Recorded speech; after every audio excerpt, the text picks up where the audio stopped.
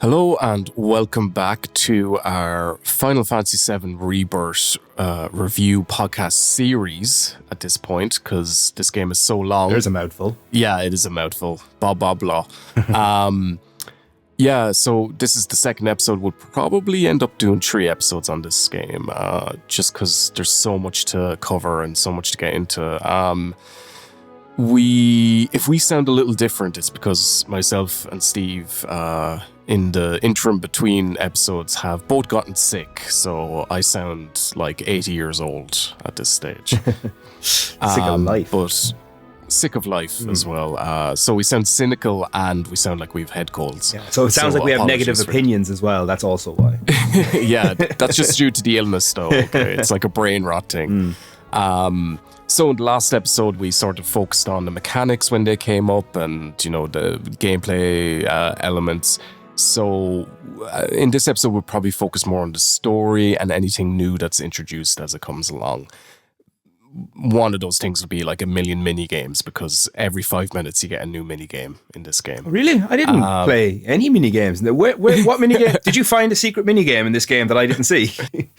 Actually, that's really interesting. I wonder how many you have to play, because it felt like you had to play all of them in a way, or at least the game really encouraged. But can you go through the game without playing like almost any mini there's games? Definitely a few that you have to like. There's a few, even for example in Junon, like you have to do the dolphin one and all the dancing, or not dancing bits, but the marching bits, and there's loads of mini games that are mandatory. But I'd say it's probably a 60-40 split, mandatory optional almost.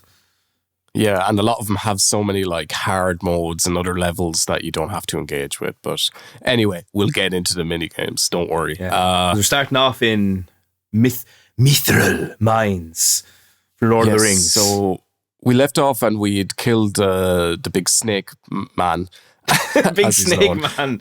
I remember seeing that under his health bar there. Big snake man. Yeah. But we're going into the Mithril Mines, and the one thing just to bring up off the bat, we'll get into the Mithril Mines and everything, but like I think from here until almost the end of the game, the conceit is mostly let's follow the guys in the black robes. Isn't that right? Like that's more what motivates us to move between areas, and like that's pretty similar to the original one, I guess. Yeah, it feels a lot more stark in this game because you feel like things should be less murky. In the original game, you're kind of just moving the only place you can go. You know, the game world is designed in such a way that, okay, this is literally the only direction I can go, so let's just keep going and see what happens. And it feels kind of natural to do that. Whereas in this one, because everything is so wide and open and you can go pretty much anywhere, they kind of need a reason to direct you in the right places. And sometimes it feels a little, wait, why don't we go to Gongaga? It's just around the corner. Surely you'd be interested. And I was like, sure, why not? And it's the cynical part of me is kind of like, let's just go along on this little ghost train ride that you've got going on. But on the other hand, part of me is kind of like, this is kind of a road trip though. So it kind of depends on my mood, how I take that. What about you? Oh no, I'm exactly the same. It's something I constantly notice, especially since they sort of pointed out a bit too much. Yeah. Like there are points in the game, I can't remember any particular character what they say, but they're sort of like, are we just going to follow these black robe guys around and hope that we find Sephiroth or whatever? And it's sort of like, yeah, I guess that's the only thing you have. Like, it's fine though. It's an excuse to get you to the next hub. And I did turn my brain off for those sections, but you know, it's a bit contrived at the end of the day.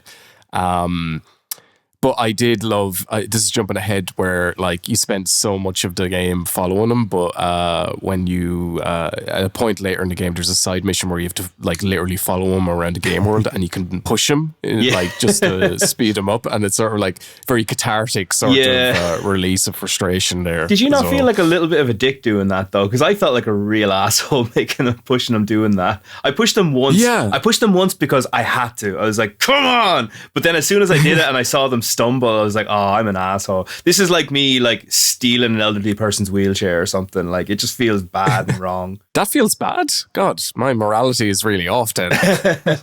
All right, listen, Mithril Mines anyway. So this is probably the most straightforward and possibly one of the shortest chapters in the game. There's not a huge amount to this.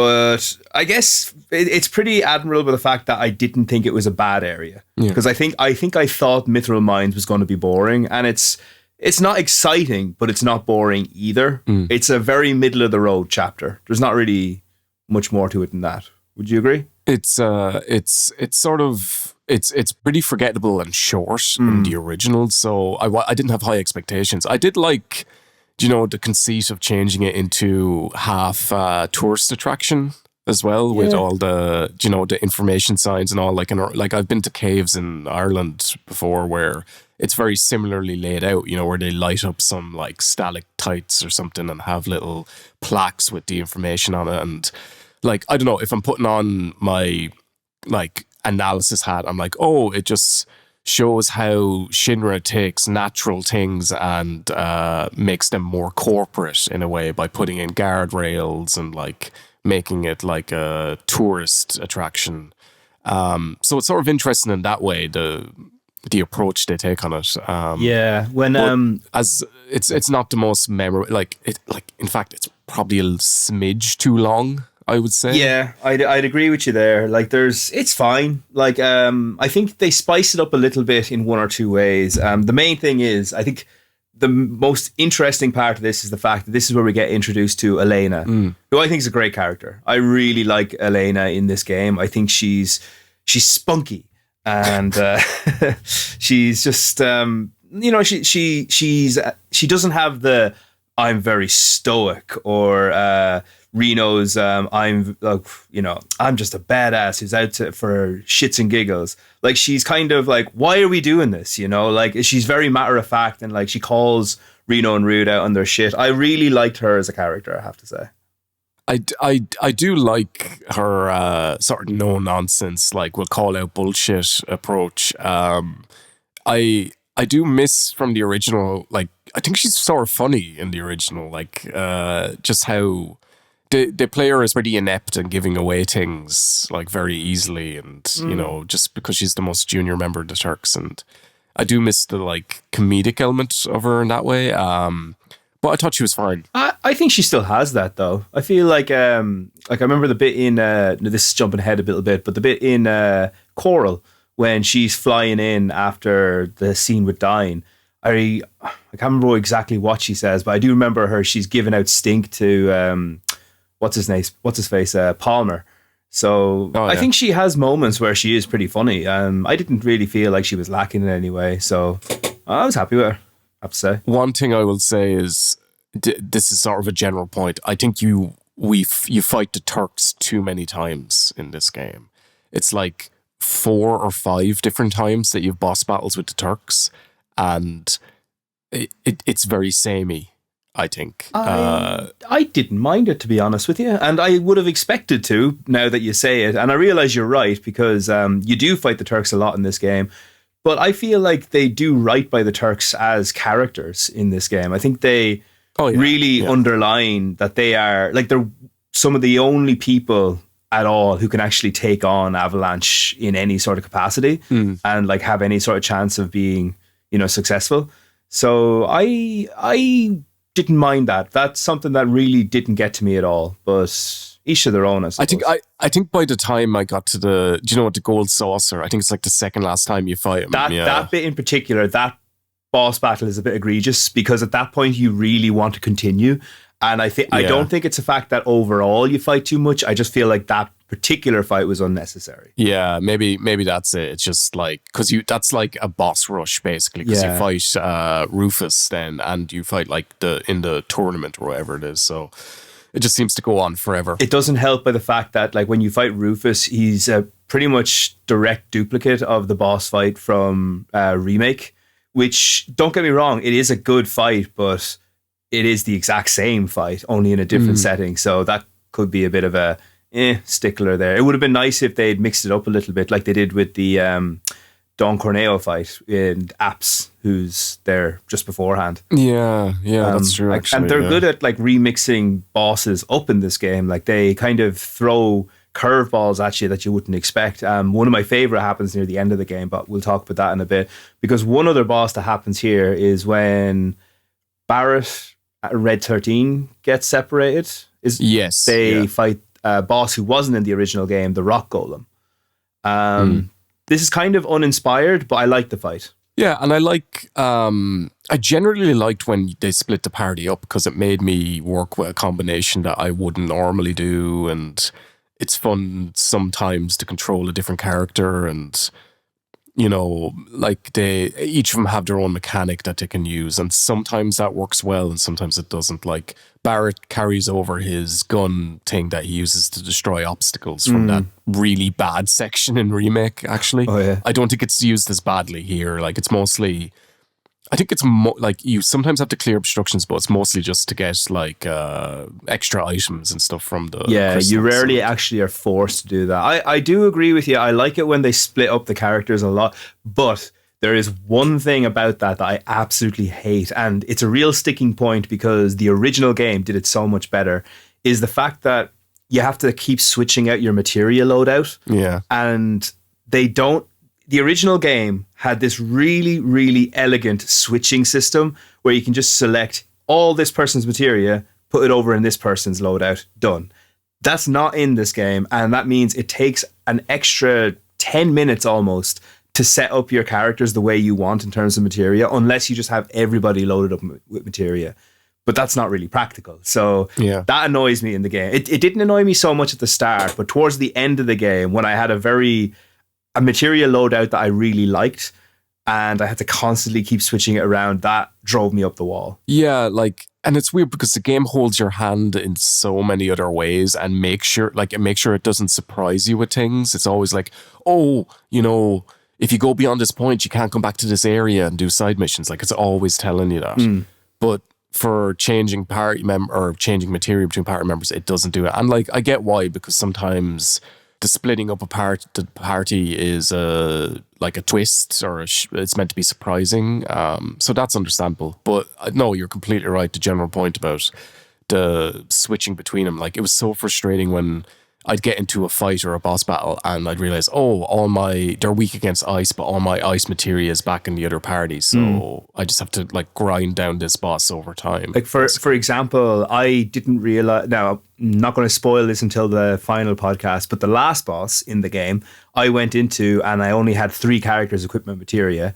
And one very slight spoiler is that you use every member of your party for this boss. And I was... It probably extended the length of that boss battle by at least half an hour, because I had to use, those elemental moves that you just learn as weapon moves. And they were never really that strong for me. I don't know if I was just using them badly. No, I think the whole point of them is if that situation arises where, okay, this person is weak to such and such a thing, and you don't have that equipped, but you want to use it, you use that just to stagger them without actually hurting them that much. I think that's the whole... And like, don't get me wrong, I appreciate that as a system, but I just think it wouldn't have been that difficult to include a switch materia button because it was already in the original, Yeah. Generally, though, just one last point on the materia system. I think the menus are a bit better than Remake. Like, I found when I was going in and looking, like, let's say I was just switching around a couple of things between members. It was pretty intuitive, I have to say, because you can go into a menu where it's like you just get the slots and you have all your party members on screen at the same time. So like, you do spend a lot of time in menus in this game, probably a bit more than you should for such an action focused RPG, but a bit better than Remake. Yeah, it's still an issue. It's still an issue I had, how much time you have to spend in menus, considering what a heavy focus there is on action and movement and kinetic energy. But it's, as you said, it's not as bad. And thank Christ they got rid of the weird 3D crystal upgrade thing from the first one. I hated that. Yeah, that was really bad. And this one, it's definitely better. So, so once we get out of Mithril Mines, we get into our second mini open world area, Junon. And again, this one is heavily expanded from the original. One thing they don't have, and it's a tiny thing, I didn't really mind it. I think it's perfectly fine to do this, but Fort Condor isn't a location in this place. Yeah. Fort Condor is just... I think you could theoretically say there's like a little settlement on another side of Junon, and you could argue that kind of takes the place of Fort Condor. And I think overall it is better as it is, but I just really miss the visual of seeing a random building with a giant bird sitting on it, like just sitting on the horizon from the original game. And that's not really in this one. That's kind of a shame. You can see the condor sitting on stooping on a mountain in the distance at the very least, but you don't, you can't go to the settlement and it doesn't play out the same way. Yeah. Definitely. I mean, it's a small thing. It's a very small thing. But overall, I think they did a lot of good stuff with this. And I really like the kind of abandoned shipyard section that they have. Yeah. I thought that was really gritty and cool and a nice bit of world building, because it kind of gives the impression that this is kind of a forgotten part of the world map that Shinra kind of just doesn't really use anymore. They're constantly doing that thing that the original did in showing the disparity between the rich and the poor, for want of a better term, or like class divides in a very straightforward and easy to grasp way, but like no less effective. So like back in Midgar, you had like the upper plate and then the lower plate, which was the slums. And here, like, it's actually one of my favorite open world areas for the visuals, actually, Junon, because you have Junon Harbor and the huge gun coming out. Yeah. And then below you have these, like, very ramshackle shacks and stuff, and then going out to the shipyard where it's more broken down. Like, I'm so glad they could keep that going in this game. And I think this is like, it's expressed a lot better in this game than it was in Remake, because Remake had some, like, it was a PS4 game, so it had some technical limitations where, the roof of when you're in the slums, the plate above you is just like a JPEG, like a high-res JPEG, and it looked cool at times, but then during the day, like, it was a bit more noticeable that it wasn't moving, etc. But like, they do an amazing job of like making the gun seems so detailed, and that whole area up there, even when you're like at a distance, that sense of scale was like amazing in this area. I really liked it. And actually, while you're saying that, this was the point for me when I went in here. So in Remake, I had my camera set to dynamic mode when I was playing hard mode. Because you kind of need that for hard mode. And I was kind of doing the same for a while here. And I was around this point, I was like, actually, do you think I'll just switch it over to cinematic mode? And man, the difference when you have it in cinematic mode is insane. It really, do you ever feel like when you see, do you ever go into like tech shops and you see like the newest TVs and they're showing off like amazing games, and it's like, this never looks as good as it does when it's in my living room. What is the deal there? But this was one of the few times where I had it and I was like, whoa, this actually looks fantastic. Yeah. And like, as you said, the gun looks, it looks really overwhelmingly huge. So I just love that. I thought that was excellent. No, they really knocked out of the park. I've seen some criticism of the visuals, and like, I think it's really nitpicky because, like, yeah, okay, there's some textures when you're up close, they look a bit muddy or whatever, and like certain things aren't as detailed as it could be, but like the sense of scale and detail that they get into this is absolutely amazing. Oh yeah, at points. I think it's good where it counts, rather than trying to like cover all bases and then like, I don't know, run at fucking 10 frames per second or whatever. Yeah. No, I agree that it just blew me away, particularly this area. There's some other areas as well later on in the game where they do it really well, and really strong art direction as well. I have to say, like, it all looks really good. Yeah, it's a big step up, I think, from Remake, which, also had a certain style, but as you said, like, it was definitely limited a little bit by its capabilities. But this time around, yeah, it's going for a certain vibe. It's definitely trying to establish a mood, which is just how oppressive Shinra is. And I feel like if you're nitpicking, it's like, but it's so grungy and dirty. It's like, that mirrors how maybe a lot of characters feel in the game. It's like, yeah, but that's fucking Shinra's fault. Take it up with them, Yeah. Just imagine Square Enix as Shinra and you'll be grand. What did you think of the Four Condor minigame? I really don't like it. And I was so annoyed that it was tied to that the Proto Relic thing.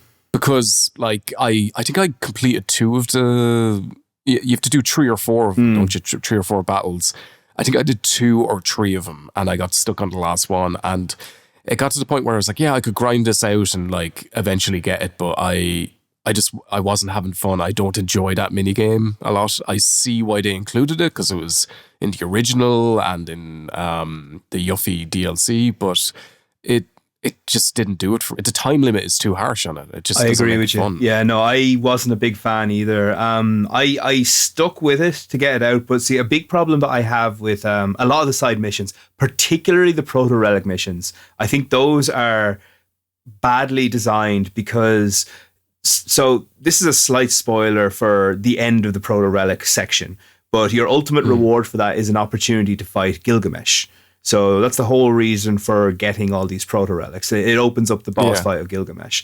And the issue that I take with this is the fact that all of this is building towards a big boss fight. So I think every minigame should in some way involve like the combat, not minigames. Because I think minigames should be separate from that because your ultimate goal is a fight. So it should be a test of everything that you've been doing up to that point. So the fact that you've got fucking Junin mini games, robot random circular mini games, like all these, and this is the thing, a lot of these I didn't really enjoy, which is a shame because a lot of the world building and a lot of really hilarious and interesting and moving scenes happen during these proto relic bits. So it's a really mixed bag where I didn't like a lot of the mini games, but I still wanted to complete them, but I wasn't enjoying it as much. The one thing I'll say about the Fort Condor minigame is I love the visual gag that they do where they plow Tifa and Barrett into the sort of blocky polygonal looking style they had from the original. That was fun and that was cool. But I think once would have been enough. Once would have been enough, and that's all you needed. I agree. Yeah, it's almost like, oh, we want you to force you to engage with this minigame because we put a lot of work into it. And that sort of does stand for some of the other minigames as well. But the other minigames can sometimes be better, particularly Queen's Blood. Like is brought up a lot in the game, and like they sort of strongly direct you to play it frequently, and it gets by on that because it's a really fun and engaging game. Fort Condor isn't really. Yeah. We should take a moment actually to talk about so we get new characters in this game, and we should take a moment to talk about Red 13 because we haven't actually talked about him as a character so far. I've heard mixed things from a lot of people. Well, two people. So literally one person liked him and one person didn't. But so I kind of want to hear what you think. I personally liked the way he played. I thought he felt like a really strong character, but there was like a finesse to him as well, that like you could use certain moves if you kind of held off using other moves. And there was strategy to him as a playable character. But what did you think of him? I did like that they differentiated him, because that was a worry coming into it. It's sort of like you have so many characters who can just be like, you know, they just attack and they're based physical attacks. Like Cloud is that as well. So it's sort of like, what sort of role does he fulfill then? Because like he's not a mage, he's not like a healer, he's not a tank, so he's not a ranged person. So having him sort of like defensively focused was a really good idea. I didn't utilize him as well as I could have, to be honest, because I know on your I keep wanting to call it the sphere grid. What is it called in this? It is a lot like the sphere grid. It's Folios, the Folios board. Folios, yeah. On that, there's lots of perks you can get tied to his vengeance mode and playing defensively, and I just didn't bother getting them. I just got like other things like general upgrades or whatever. Yeah. But like I did like how he played mostly, and like in sections where you had to use him, like, you know, in Mithril Mines or, you know, during his fucking whole vision quest with Barrett, I did enjoy playing as him. And I loved it when he rides a chocobo. He looks really weird and funny. Like that's. If you're talking about him as a character, though, listen, there's some developments there that we'll talk about later, and I think everybody when that knows. Comes up, we'll talk about. Oh my god, yeah. But no, I agree with you now. I personally felt that he was a really interesting character to control in battle, because I love the fact that if you just use him as is, like every time he builds up half what do you call it, a weapon bar, you know, a ATB gauge thing. He always had moves that could be used really well. But if you wait until you get to the second utility bar, that was when things got really interesting, because he, in particular, he had his, I forget. Stardust Ray. He had the Stardust Ray, which was an absolute monster of a move. It was incredible. But you also had, I forget if it was called this, it was the Lunatic High move. The one that in my head, I called Lunatic High, because that's what it's called in the original one, where you could cast haste on every character. So it's a really nice balance between, like, okay, do I kind of buff everybody up, or do I save it all for one big massive move on everyone? There was lots of tactics to him as a, I mean, this applies to everyone, but I just think he was done really, really well. Yeah, I agree. And I now understand the justification in not having him playable in Remake. Yeah, because that would have been too much to introduce at that point, at that late stage in the game. So yeah, it makes a lot more sense just to save him for this game. Yeah, they definitely justify that.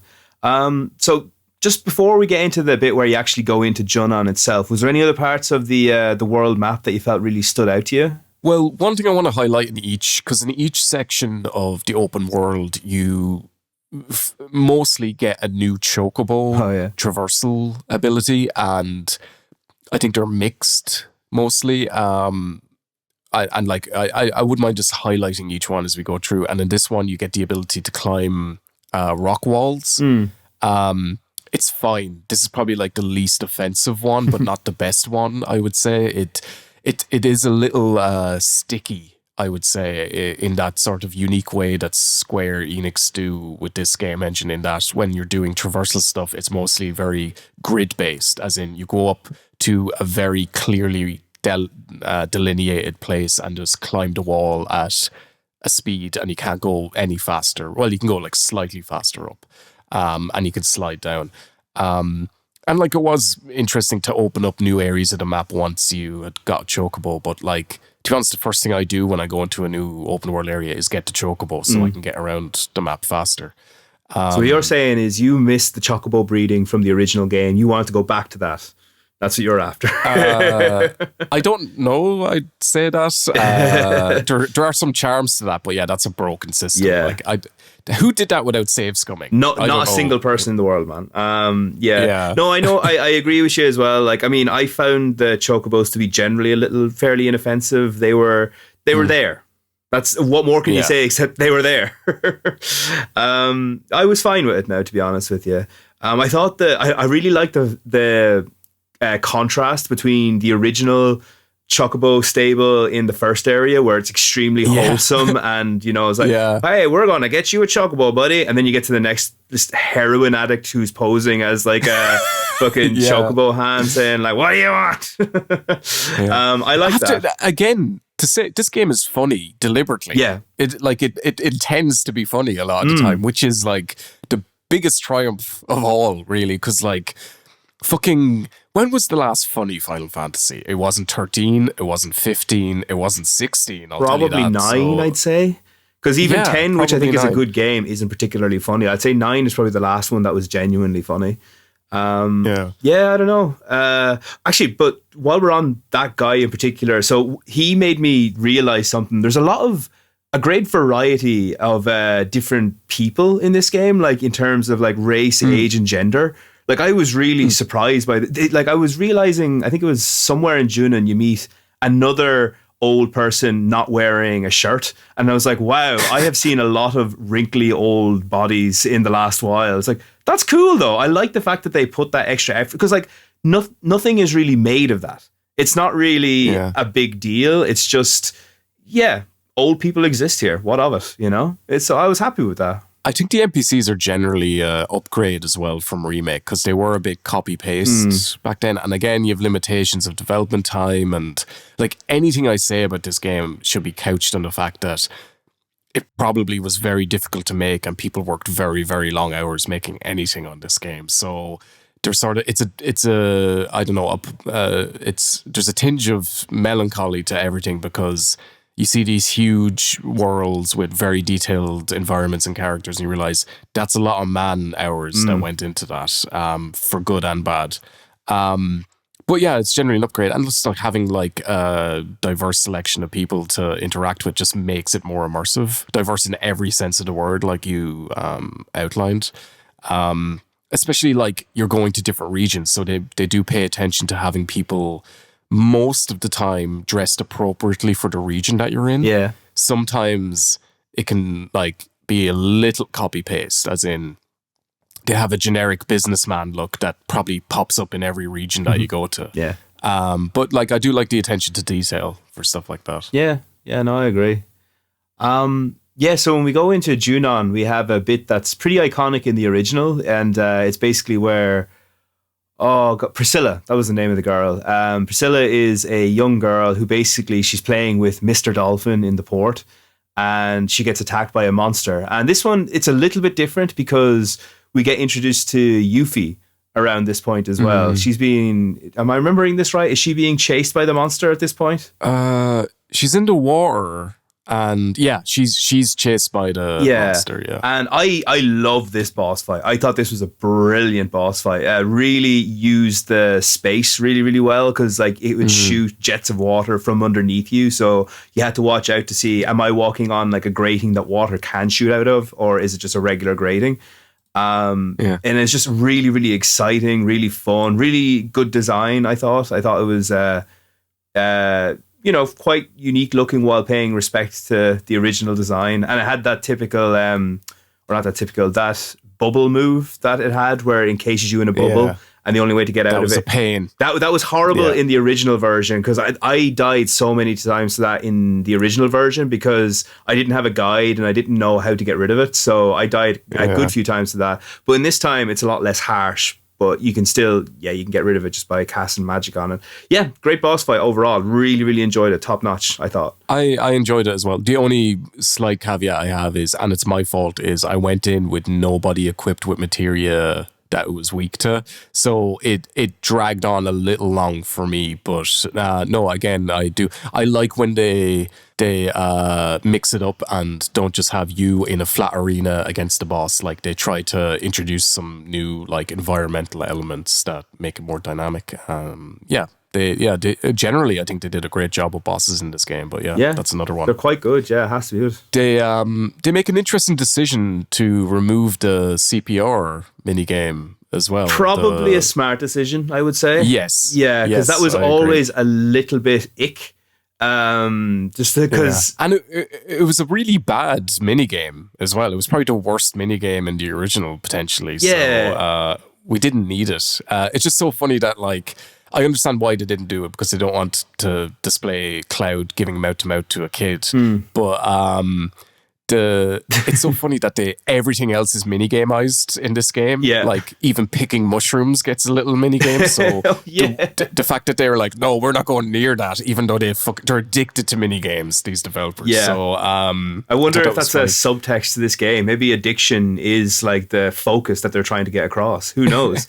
But they do an interesting thing where they swap out Priscilla for Yuffie being the one who's knocked out. And initially it looks like Cloud is going to give CPR.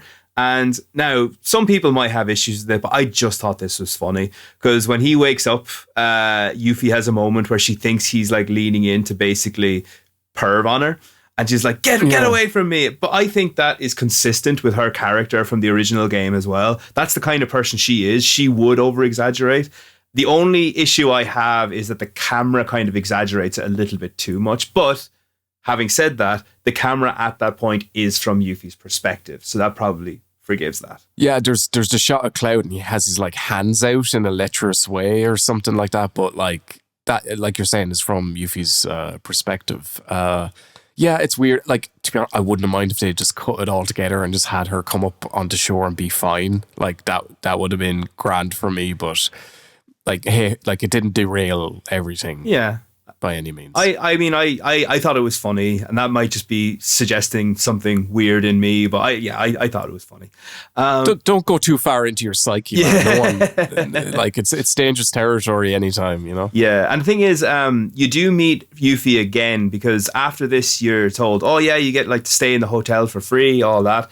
And this is when I thought Yuffie was going to join the party. Yeah. It's weird how long it takes for it makes sense in terms of like they stagger out when new members join quite well, and I think this would have been just slightly too soon. So I think it was a good decision to not include for her not to join the party at this point, especially considering what follows in Junon, which is one of my favorite sections.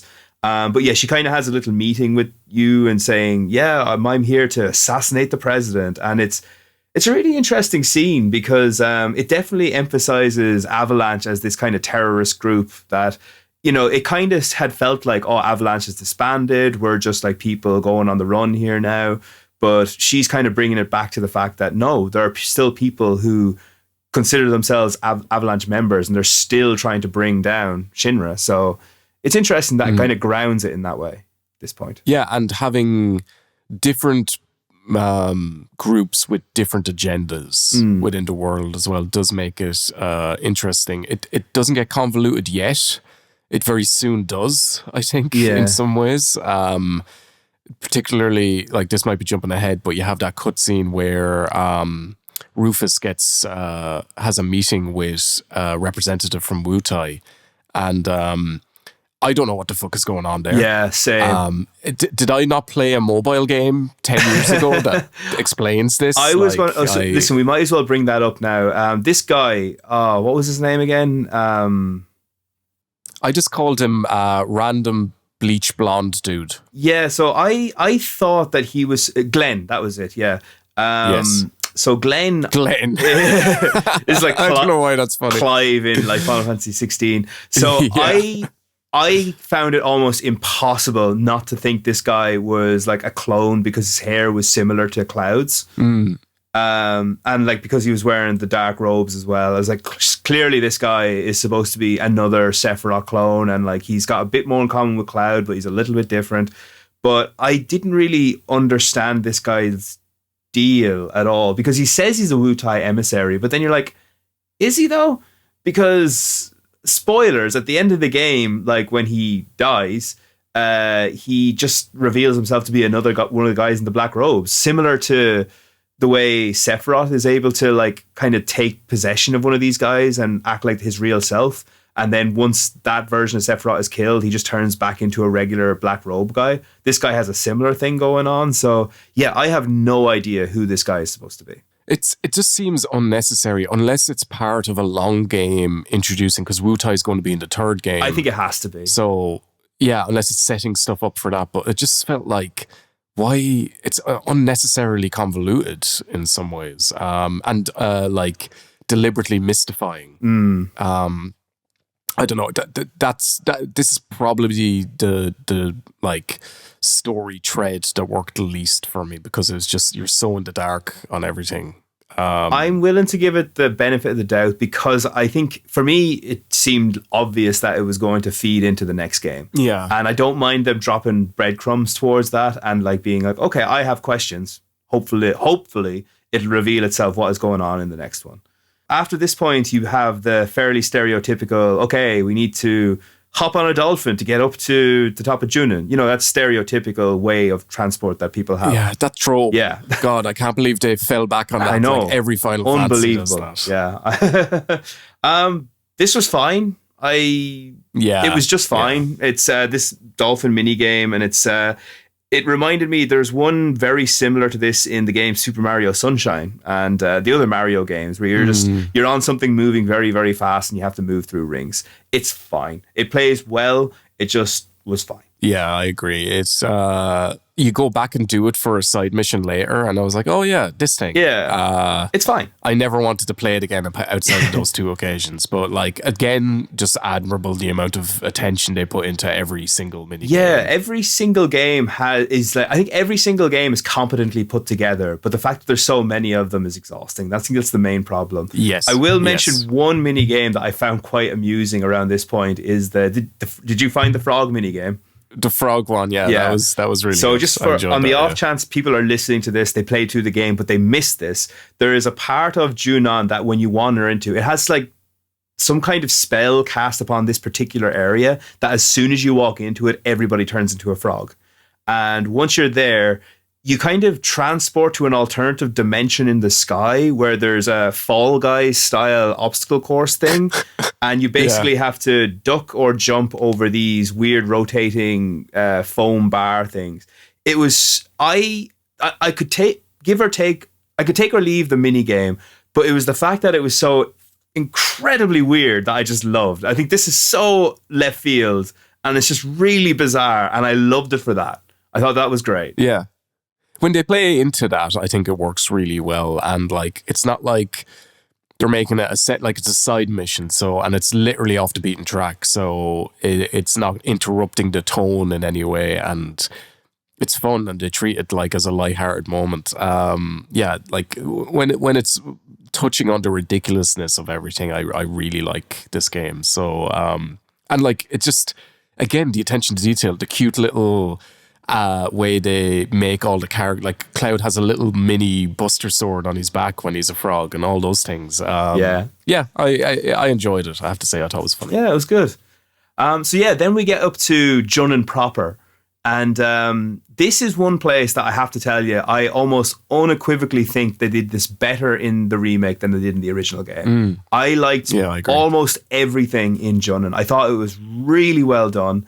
Like occasionally there were moments where I'm like, oh, I kind of missed that bit from the original game. But overall, this was just flawless almost. It feels huge. It feels like a proper place. Yes. There's lots of funny little side bits. I love the Baldi's bar.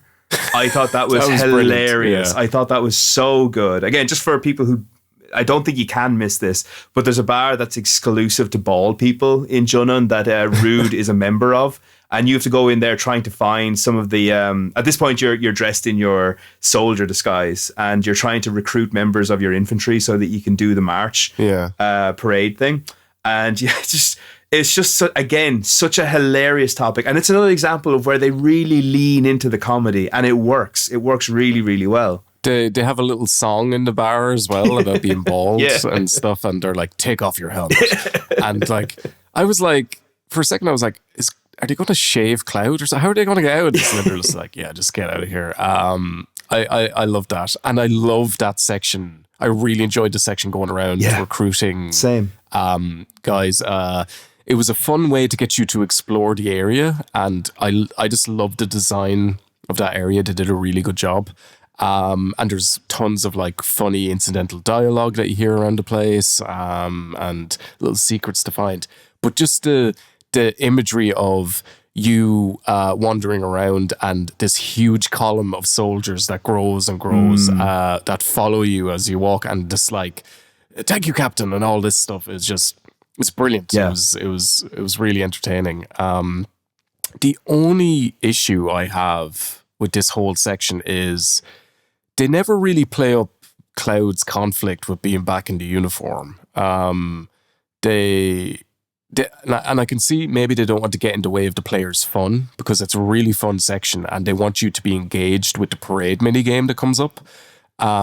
But everyone really wants to win the parade. Yeah. Like Aerith and Tifa are like really stoked, and like you're trying your best, and there's no like any hint of Cloud feeling like, oh, I wore this uniform before and I'm conflicted about what I did when I was in this uniform. That sort of gets brushed to the side, and it's more, they're really engaged. And the arc for Cloud within this whole section is becoming more of a leader.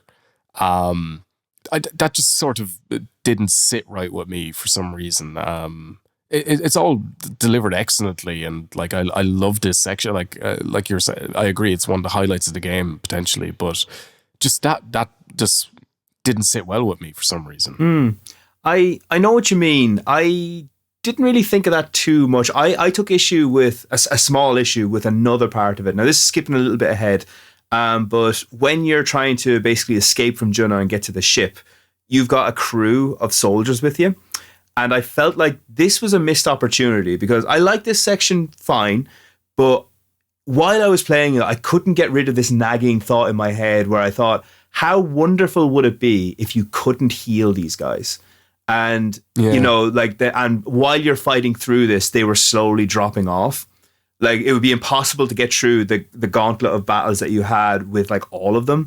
And it would kind of, you know, raise these issues of like, oh wow, not every person in Shinra is a really bad person. Like this is something they're trying to convey to you at this point, because by the end of it, they're like, oh yeah, you're Avalanche, but you know what? You're still our captain, so yeah, it's fine. But I think that would have been emphasized much further if you'd feel really bad for the fact that you couldn't save them all. I think that would have been a fantastic way to round off that chapter. But unfortunately, the option is there. You can heal your guys. You can revive them if they die. So I was kind of bummed that they missed out on that. But yeah. It does seem like a missed opportunity, really, that whole section. I did enjoy playing through with the soldiers, but...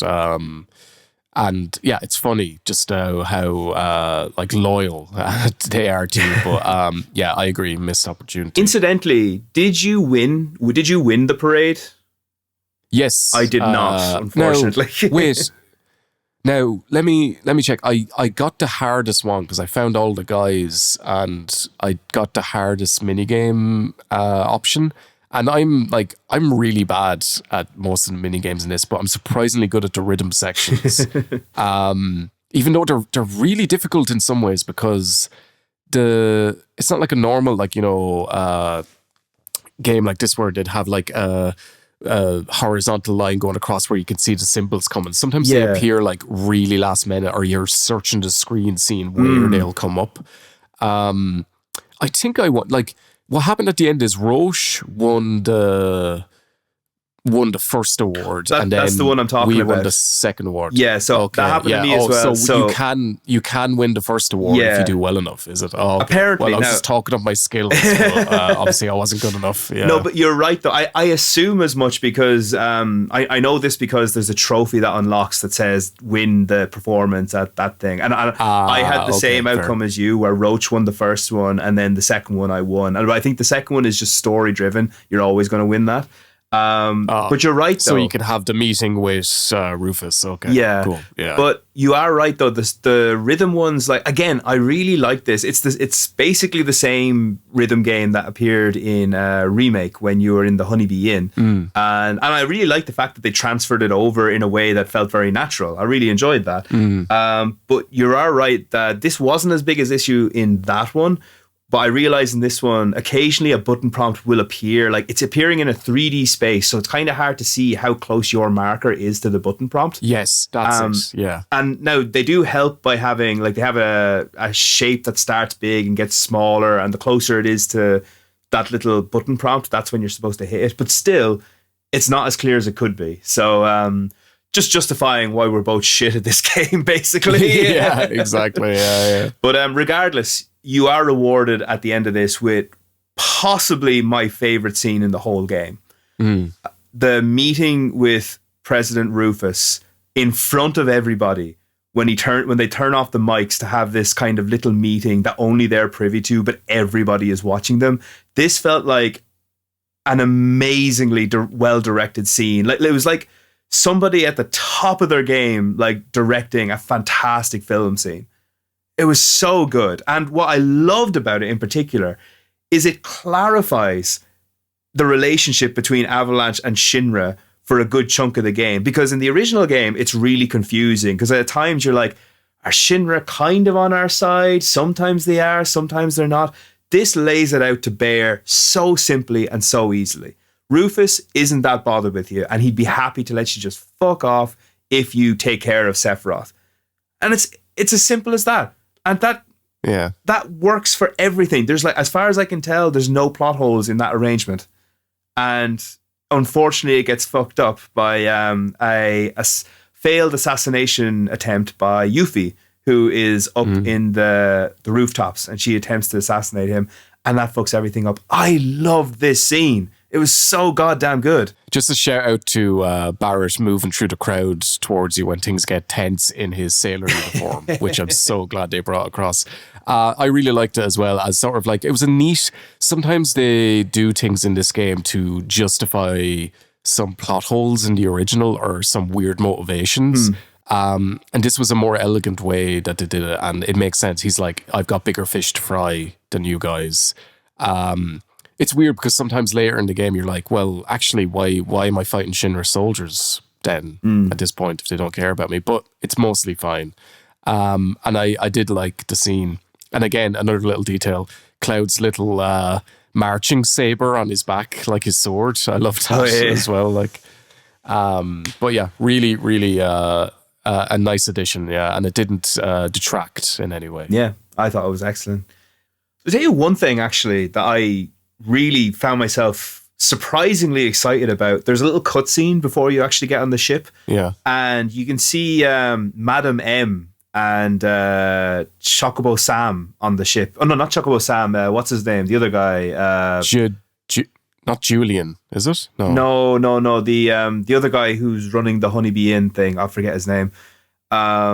Whatever their names were, I was surprisingly excited by their appearance on the ship, and it kind of justified a lot of Final Fantasy Remake for me, because I realized, yeah, they actually did do a good job with Remake, because I'm excited by characters who only appeared in the previous game, not the original game, just the previous game. It's like, that to me was kind of like a nice moment where I realized I actually have confidence in you guys and how you're handling this, because I was excited to see them again. It's Andrea. Thank you. Yeah. That was his name. But no, I completely agree. Like, I felt the same way. Exactly. I was sort of like, oh, I didn't realize I would have some attachment to characters from the remake who are new. Yeah. Who came back up. So yeah, they did do a good job of. I do feel like I see him a little too much throughout the game, because they pop up in. Yeah. And obviously it makes sense because they're coming on the boat, so they're being Costa del Sol, but they're also in Gold Saucer as well. Yeah. Yeah. I think at one point he recognizes Cloud and says, "Are you still dancing?" or something like that. It was really good. Yeah. So yeah, the ship they're on, the Shinra 8, very different vibe here than in the original game. The original game, this is a very short section. It's a kind of a stealthy kind of, we're hitching a ride, no one can know we're here. Whereas this time around, it's like, yeah, we're on the ship. Hey guys, we're here. Just so you know, we're here. Just let everybody know that. And yeah, it just kind of has a fucking the first 20 minutes of Titanic vibe about it, where, you know, they've got the separated by classes, different decks of the place. And again, keeping that sort of motif going throughout the whole game. But yes, not bad thing, no bad thing whatsoever. But this is very much the Queen's Blood chapter. Very much the Queen's Blood chapter. And now I think we kind of need to go into a little detail again about Queen's Blood. Do you know what? I'm going to die in this hill. I like Queen's Blood. It's not bad at all. Not bad at all. I haven't heard anybody say they didn't like it. It's so simple to get into, but has a lot of depth as well. It's crazy. And weirdly the best Final Fantasy card game ever. And it's had some good card games. So I never thought that the one from Final Fantasy VIII, the Tetramaster, sorry, the Triple Triad? Triple Triad. I never thought that would be topped, because I always thought that's the best card game. It's simple, it's easy. But this one, it's simple, it's a bit more complex, but the fact that there's so much depth to it. Like, you can, like, what I love about this is you can win really complicated games with very simple cards that you get early on, just depending on the mixture of cards you get. It's so in depth, so intriguing, and so fun. So, and like, it's challenging as well. I like that. It is. They don't rest on their laurels, because they add new elements as they go. And I think I have complained about the fact that they don't explain those all the time, and they sort of leave you to figure them out for yourself, which is like not the worst thing in the world, I have to say. But I do love the way it's implemented the tournament on deck. It's just really fun. Like sometimes this game has tonal issues. Mostly it gets it really right, and it's a very difficult balancing act. But this felt like, okay, we're on the ship, we might as well just relax. Like it sort of worked in this section, and then it sort of like gets a bit more tense towards the end of the boat ride. But I loved so much like playing the other party members. Yeah, that was great. Was really fun. Yeah. I loved, really I remember being a little bit disappointed at the start that, oh shit, they're not really in disguise, so we're not going to see Red 13 in his soldier uniform. And then lo and behold, the very last card game you have is against him. And he practically comes out with fireworks going off around him while wearing this. And I love that. I thought that was amazing. He does the fucking Michael dance, or Michael dance. The Michael dance. That's your dance. Your dance. He does my dance. It's copyrighted. The best. I'm going to have you arrested. The Michael Jackson Thriller dance. Yeah. And I think that was the point in this game, because up to then I had been really enjoying things, but I was like, this is really fucking silly. And the original was, but you know, maybe when I was a younger person playing the original, I gravitated towards the more serious points of the game and became more attached to them. But when Red 13 comes out, barely walking, obviously a dog in his Shinra uniform, and does like Michael dance. The Michael dance. He does the Michael. That was the point where I was like, you know what? This is what it is. I'm going to go along for the ride. And I like genuinely laughed out loud at this. And I never laugh. I hate laughing. I just dance. Dance, damn it. That's how I express my emotions. It sold itself to me, and I was quite surprised, because I thought some of the more camp elements maybe were great for me. But it was really good. Did you win the tournament? I thought it was pretty easy, actually. Yeah, I guess they want you to win it to see everything. Yeah, I think at that point of the game, they're like, okay, we want you to get into Queen's Blood, but we don't want you to... It's weird, because if they applied this same mentality to Fort Condor earlier, that would have gone off much, much better. But yeah, they basically give you a bunch of fairly easy ones. I think I beat everyone first time. But it's only much later, like when you go on the Queen's Blood card quest. I think around the time I got to maybe Gungago or Cosmo Canyon, that's when it started to get really tricky. Because you have to, around that point, you have to adopt new strategies. You can't just like brute force your way through like you've been doing up till that point. Yeah. So yeah, I appreciate the fact that they're giving you something fairly easy, because at that point, myself and yourself, we'd probably been playing Queen's Blood like a bit, but I think they made it easy to kind of compensate for people who didn't engage with it whatsoever. Yeah, exactly. Yeah, I guess they had to exactly that, compensate for players who weren't adept at it and had been ignoring it. Can you just refuse to do the card tournament? You can. I actually, I looked this up beforehand. Yeah, there is an option to just quit out of the tournament and not take part. So if you want to, you can skip it completely. Again, something I appreciate, but I don't think anybody's going to do that, because as I've said, I don't know anybody who dislikes Queen's Blood in this game. A really amazing feat, I think. Like, imagine in a game like this, like the card game is the thing that's really selling. I want to go back on a point from Junon that I forgot to bring up. No. Absolutely not. Okay. The Roche boss battle. Oh, yeah. I really enjoyed it, I have to say. I thought that was a really fun fight. I quite like the one-on-one fights when you're forced into those sections. I just love that you go in and they have a little fight club in there, and Roche is like, no, leave this guy alone. He's mine. And I know I talk shit about Roche in our remake podcast, but he's better in this one. He's won me over. I actually, replaying Remake before Rebirth came out, I sort of got him a bit better. Because he wasn't a surprise, I was like, okay, this guy's just a maniac who's obsessed with Cloud. And they really play up that, I don't know, maybe I'm reading too much into it, but like almost a homoerotic fixation. Yeah, no, I think you're right. Into something that isn't there. But no, I think you are right. I think there is something there. There's a kind of there's definitely some kind of sensual bond between the two of them, and it's very playful, because even Cloud, you get the sense that while he's very this guy again, he's also sort of enjoying it a little bit, I think. Yeah. Because like he keeps saying like, oh, this guy, oh, he's more trouble than he's worth. He's not like saying, oh, get out of here. He's literally, he's teasing him, like, they're rivals. So I like that. Yeah. Cloud's an enabler for this guy's problem, this guy's obsession. Really. There you go. But yeah, I did enjoy it. So back to the ship. We have more Yuffie stuff. Yeah. Well. Now, just quickly before that, I do want to mention the fact. I'm not going to really elaborate at this and all, but at one point you do play a robot in Queen's Blood, and that's not even the weirdest. Yes. That's not even the weirdest thing that you will play Queen's Blood against. You play this is like the a dog.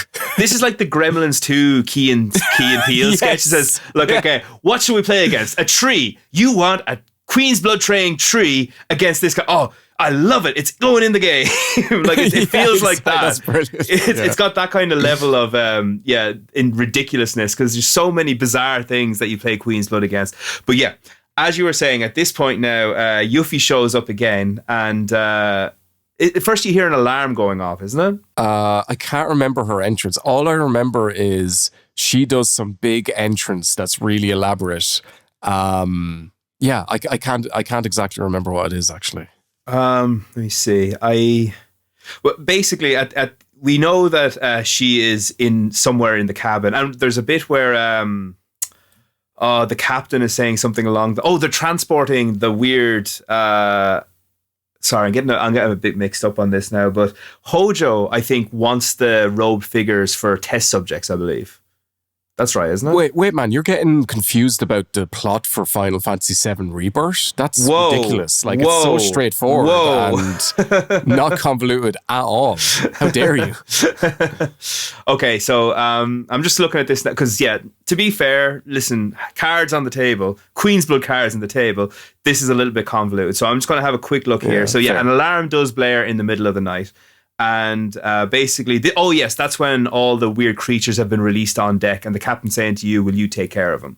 So you and your party are running around taking out a bunch of these guys, and basically a guy tells that there's more of these things down deck, and that's when you go down there. And that's when we find the robe figures being attacked by these creatures. And the creatures were brought in by Hojo, because he saw what happened. Oh God, this is so goddamn confusing.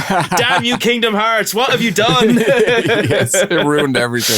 This bit, I think this actually is a flaw here, because it is so convoluted what is going on with Hojo and all. Like, you're kind of along for the ride, but basically a bunch of monster shit happens down here. And Yuffie is getting caught up in it, and you basically try to save her, and that's when we come across the Genova creature. Yeah, so it's part of Genova. Again, it's somehow, another thing that they introduce, and I'm like, why? But they have some sort of creature that can meld with the black-robed figures and create a monster as a result.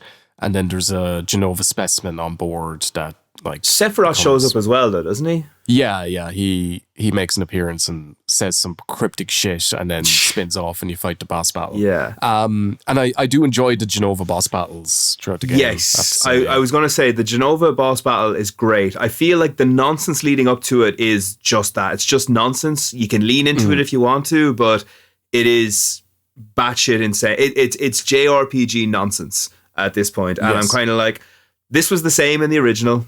It's basically, it's elaborated more, but it is similar to the original, a load of banana bread bollocks at this point that you just kind of have to get through before the plot starts making slightly more sense again. And like, again, this is a point I brought up before, but they always feel like they have to have a boss battle at the end of a section. Yeah. I would have been completely fine if I know it's that way in the original, but if they had removed the Genova fight from this section. There's nothing really new gained. You learn a little bit about, Hojo's keeping an eye on things and he's sort of following you or whatever, but like, nothing seems vital here. It just seems like they need to bookend every section with a boss battle so that you feel like you've accomplished something in a way. It's interesting because in the original game, this made sense because it's the first time you're encountering Genova as like a boss. So it does feel like a real wow. Because I remember at this point in the game, I remember feeling this is like one of the first really tough boss battles. Like, yes. I also remember it was one of the first times I was using summons against bosses. We should probably talk a little bit about summons as well. Oh, we talked about that in the last one, how basically they're kind of useless. And, yeah, pretty much. I mean, to be fair, I don't think there's much more to say about that other than them. Like, I barely use summons. It might be different in hard mode, but the thing is, even in remake, I rarely use summons. So I don't think they're implemented particularly well in the games as a whole. To be honest, I'm just waiting for the third game when we can get Knights of the Round, and I just want to see what it looks like, because it's probably going to be insane. And that's probably going to be my engagement. They're not a vital part of the original either. They're not like intertwined in the storyline the way they are in some of the other games. So I guess it's fine. Yeah. I guess after that then it pulls into Costa del Sol, and we get into mini game fucking purgatory for the next 4 hours maybe or something. Did you feel, was that how you felt about it, or did you enjoy it? Yeah, no, you felt like it. I didn't like Costa del Sol. Pace killer. Yeah, it was. Like, I mean, I think a lot of people. It's a very memeable section of the game. There's lots of stuff in here that people say, "Oh my god, look how crazy this is!" You know, you have Cloud going around on a little fucking Segway, and you can change clothes into bikinis and stuff like that, and you've got Red 13 playing Rocket League, and all these random things. But like you said, it was a complete pace killer. I really, really just wanted to get it over and done with. I was very bored with the VIP mini games in this section. Didn't like it. One thing I will say, it was something I was going to bring up when we got to the Gold Saucer, but I feel like it's very applicable here, is the Gold Saucer feels less special, because by the time you get there, you've probably experienced 3 Gold Saucer-like areas already before you get there. Because like, you have tons of mini games on or you have the card tournament on the ship. You've like tons of mini games here. Everywhere has like a big over the top moment, like everything's transformed. And I feel like they saw how popular the Wall Market section and the Honeybee Inn section was from Remake, and they thought, oh, let's apply that to more sections of this game. And it makes it's great. Like it's this huge, like very detailed and deep dive into like little new mechanics in each section. It keeps you engaged, but it makes Gold Saucer seem less special then when you get to it, because it's sort of like, oh well, this is another area with a load of mini games. Like, what's different really? In the original game, when you got to Gold Saucer, that was like a respite from all the battles you'd had up to that point. It was a moment where you're like, okay, I'm going to take a break from all the seriousness to play some dumb mini games. But instead, Gold Saucer is piling on even more mini games. So it has the opposite effect. It doesn't have the feeling of like, yes, we're taking a break now to have some fun. It's like, okay, we're going to slow down the story even more to do more mini games. And I want to make one thing really, really clear. I think the design of the Gold Saucer is excellent. I think it's brilliantly done. Yeah. We are skipping ahead a bit here now, but I just think that is a central problem. But I also want to put a big pulsating asterisk on this. Is the first time you play this game, you do feel a need to play through all these because you don't want to miss anything. Yeah. I feel if you're playing through it a second time, and I can't even comprehend that right now, but playing through it a second time, you could theoretically skip all these mini games, and I think it would be paced a lot better. It's just, I think we all have that feeling of, I don't want to miss anything. So that's why everybody is stopping to try to play things. But that is an issue in and of itself, I think. I think you have to do some of the mini games before they let you progress, though. Some of them you do. Yeah. So like in Costa del Sol, you have that weird date thing. Oh wait, no. Sorry, that's a side quest. No, when you first get there, I think maybe I was just... Oh, the costume change. To get the costume change you have to go down to the beach, so you have to unlock a certain number of tokens to get the beach wear. I'll be honest, like, I completely agree about being a pace killer. I will say I was on board for all the camp nonsense in this section by this point, so I did enjoy it, like, if you took it if you separated it from the rest of the game as a little section in itself, I really enjoyed it. But for the pacing of everything, it does sort of grind everything to a halt. I'd agree with that. Yeah. I do also like, oh God, what was it? There was something that a passerby kept saying and I kept mishearing it and it sounded hilarious. Hang on, I wrote it down somewhere because I just remember thinking, Oh yeah, that was what it was. Someone who was selling the Segways or renting them was saying, "Tour Costa del Sol in style with our wheelies." And every time he said it, all I heard was willies. And I was like, "Oh my god, someone needed to check that one." Like seriously, yeah, there's no Irish people on the translation team, so they didn't pick up on that. We also are reintroduced to Johnny in this section as well. Who's like he's bordering on annoying for me, but like do you know one thing I did like is towards the end of his little quest line here, you get on like you upgrade his hotel and you get to store items and mementos there, like that I liked. Unlockables. Yeah, I like that as well. Like that is how they should treat Johnny. Honestly, I think that is. It's funny because as I was like thinking more and more about him, I find myself thinking of Johnny from Metal Gear Solid series. Oh God, yeah, yeah. It's kind of like because this is if your character is named Johnny, sideline him. Don't make him a main part of the series, because if you do that, you are going to fuck things up. But the thing way is, too much airtime is devoted to him in this section. Yeah. Yes, but I like the fact that once it's done, and then he is just literally, as you say, somewhere where you can store all your little collectibles. And I thought that was great. Fair. Yeah. I really didn't enjoy the beach battle in this section. I have to say, I thought that was really silly. And like, I'm on board for like, yeah, okay, I'm complaining about the silliness in Final Fantasy VII Rebirth. That's like, I don't know, ridiculous. But I don't know. I was just a bit like, again, the need to bookend everything with a boss battle. It just felt contrived and just a bit clunky to get everyone where they needs to be. I would have preferred like just a little awkward moment on the beach or something like that than like just having to force a boss battle into it. I guess it makes sense because Hojo's there and Hojo's in the original there, and they don't confront him on the beach originally, so that makes a bit more sense. But I didn't need it, to be honest. Maybe that's my problem with it. I agree with you 100%.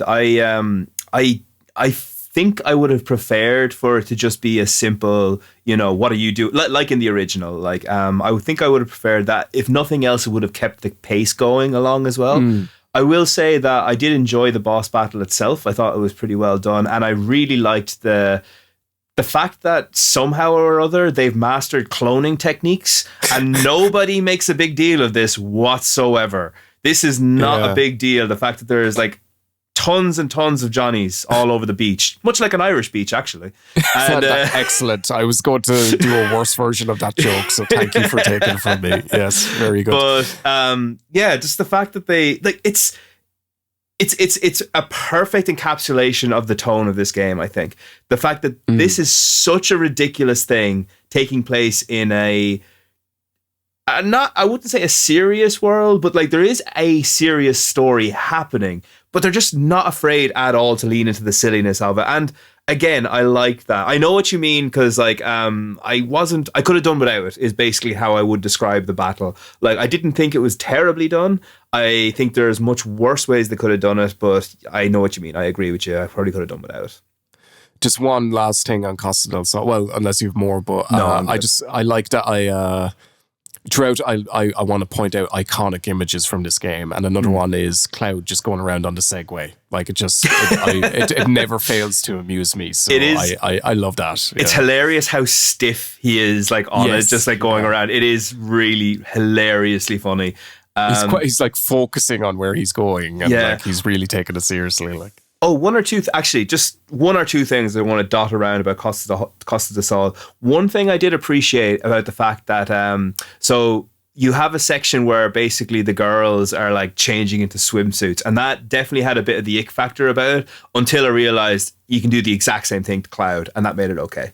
As soon as I realized, you can basically strip Cloud down to just his shorts, basically. It's like, okay, that's fine. That's okay. And I also loved Red 13's compliment towards the girls when they were wearing the swimsuits. Do you remember this? What did he say? I can't remember. He said something along the lines of, Tifa, you are as elegant as a swimming dolphin. And Aerith, you are as graceful as a floating jellyfish. And they were like, is that how you compliment someone? This is human beauty eludes me. And I'm like, yeah, I like that. I thought that was good. That sort of tone for Red 13's characterization, I really love. Yeah, we'll get into. Yeah, we are going to get into that now, because I think I suspect how we feel very similar how he develops further on. But before we get into that, just a quick overview of the games in question that you can do here. There's a weird shooting gallery, which I can take or leave. Wasn't bad. It was just fine. Red 13 Rocket League is. I like that it's there. It's just so fucking weird. Yeah, and I found it hard. Like, I'm not good at Rocket League as well, so it could be a meeting, but it's just so hard to direct your shots in it. So I got a little frustrated with that one. I have to say. I was the same. But again, as I say, I like that it's there. Like, I only played it the one time that I had to play it, and I never went back to it. But I know that there are things you can win if you practice that, and I'm like, yeah, that's fine. I'm okay with that. There was one more mini game, wasn't there? Yeah, the Queen's Blood. They had a Queen's Blood tournament, but it was I think this is where they introduce it, where they make it more like a puzzle game, where you have a limited number of moves to get out of a certain situation. So they give you can't use your own deck, so they give you like a set number of cards and say, okay, you have to win in 3 moves. Is that not Gold Saucer? No. I think they might have introduced it here. I could be wrong, but I think it's introduced here. Yeah, no, you are right. It is there. Oh, actually, another thing that happens here that I really liked is so I think I mentioned this in the previous podcast, but all those times you see random people dancing or something, and if Cloud walks up to him, stands still, he'll do it as well. There's hula dancing here, and he kind of does it, but in a really kind of guilty, embarrassing sort of way, which I loved. I was all over that. I thought that was fantastic. I am sure there is another mini game that I'm forgetting, and it doesn't bode well for me for the fact that I can't remember what it was. There's a side quest where you go around taking photographs. Oh, the cactuars, the weird little pink cactuars that were drawn all over the place. Is that the one you're talking about? Yeah, that's it. Yeah.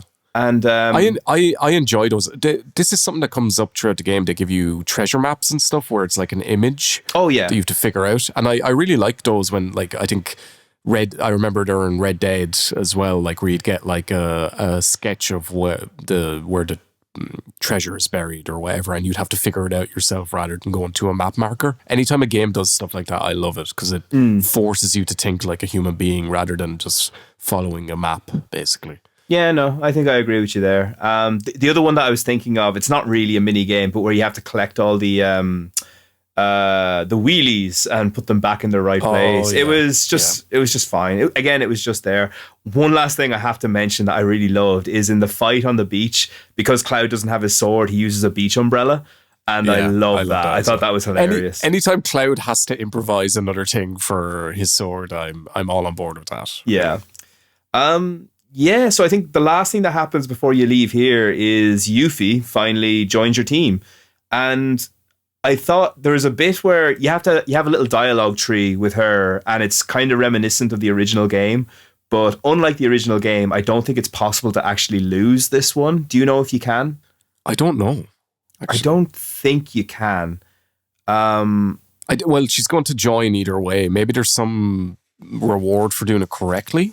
Maybe, yeah. But I mean, I like that there was a reference to it, and I'm also, if it's not possible to screw that up, I'm happy with that, because it would be really annoying if there was a way to screw it up. That's true. That was one thing I really didn't like in the original game.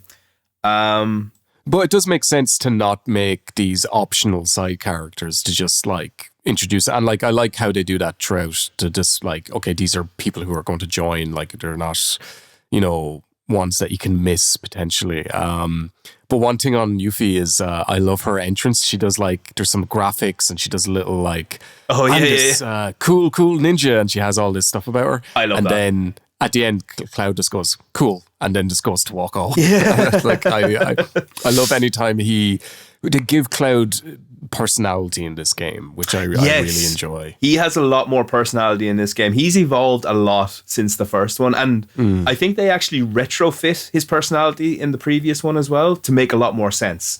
So I really appreciate that about him in this one. Yeah, so kind of the next thing you do here, I don't know, is there any mini games on the world map you want to talk about before we get in? I don't think there was anything really particularly amazing. You go, you can visit the gym and do more of the squatting stuff or whatever it is, chin-ups, whatever, from that were in Remake. And like, I just didn't engage with it too much because like I'd done that in Remake. And it seemed like more the same. There are some funny NPC dialogue lines in the gym. I can't remember what it is, but it's not this, but it's someone saying like, take that, fat glutes or something like that. But there's variations. Man, why didn't they use that line? That's solid gold right there. I hope you've copyrighted that. But like, there's a variety of them. But one of them, like, eventually is it's not this, but it's almost like this. It's like eat shit tiredness or something like that. It's not that. But, man, you need to be writing for Square Enix. Get in touch, seriously. I know. They've already stole the Michael dance. So yeah, they already the Michael dance, top tier. I have to highlight now, this is something that I think is a very me thing, but there's a part coming up now that annoyed me. And one of my favorite parts of the original game, I think it's iconic, and they kind of ruined it in this one, is the path that leads to Coral. Yeah, I know what you're going to say. And there's a bit, it's one of those really soothing, relaxing moments. There's battles and all, but it's just really, really chill. And it's always one of those bits that I always think about when I think of Final Fantasy VII. And in this, they absolutely mutilate it. You have a bit where you're going up a hill. The soundtrack is all wrong, in my opinion. They dot it with like random little puzzles and that weird minecart section. And it's, for me, it ruined the tone of this section, which was just one of my favorite bits in the original game. And I feel very strongly about this bit. It's something that I know might just be a me thing, but it but it definitely took a bit of a piss on my childhood, this bit. Yeah, it's so weird because, well, there's two things. One is originally they're sort of giving you a breather here between Costa del Sol and getting up to Corel. So it's like a long sort of, it's a very quiet section in the original. I feel like you're going along the train tracks and like even the framing of the shots is like you being tiny against this massive expanse of train tracks and all. And actually, you're right there. That's a big deal. That's the framing of it was a big part of it. And that's a mood that this game never engages with, really. That sort of melancholic, sort of quieter moments. It's too big and brash and camp to ever be able to engage with stuff like that, which is fine. It's its own thing, and the original is like still exists, and you can enjoy it for what it is. And when they split up the party because Cloud has an episode, basically, which like I didn't hate. I like that they introduced that Cloud's vulnerable and that he's having these flashbacks. When you go in, you're playing as Yuffie, and they reintroduce some of the mechanics that you had in Intergrade. I was surprised though. I was like, wow, another character that I control who has their own mechanics. And it doesn't end there because more of that happens later in the game. But I was just like, how did they put in so much of this stuff? Like it's not necessary by any means, but like I didn't hate it. The whole section though is a little fillery. Yeah, it put a bit of a downer on it for me because I couldn't help. I will pull my hands up now and say this is a moment where I was comparing it to the original. I couldn't help it because I love that section. So the entire minecart section, with the exception of when you're actually in the minecart and shooting things, I thought I liked that well enough. That was well done. Yeah. But the lead up to it, I was a bit down on. It wasn't really for me. I will say there was a little exchange that I really enjoyed where it's you, Red 13 and Aerith is having trouble climbing the mountain.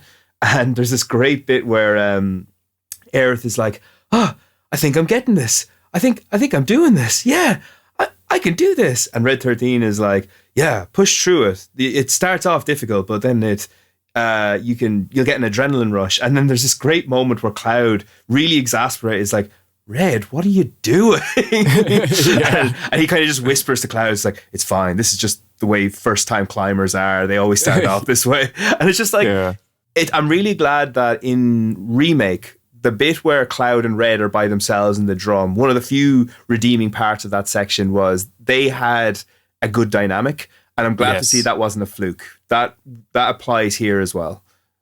Yeah, no, I do like, and when they pair people off and let them interact, I do enjoy that, I have to say.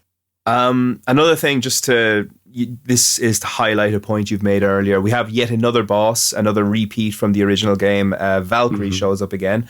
I didn't hate this, but it wasn't necessary. Yeah, it's fine, is the way I think about it, really. And like, it was an engaging boss in the original, I would say. And forces you into different tactics. And like, there's no like a horrible boss in this game, I would say. Generally, like, there's just some that are a bit forgettable. I think we made the same point about Remake as well. Like, there's a general good baseline of quality for the bosses, but didn't blow my socks off by any means. Now, around this point, we come to a major plot point and a major change in Rebirth that I was not expecting, and I have very mixed feelings. And this is probably the thing I've been wanting to talk to you more than anything about this game. Weapon shows up.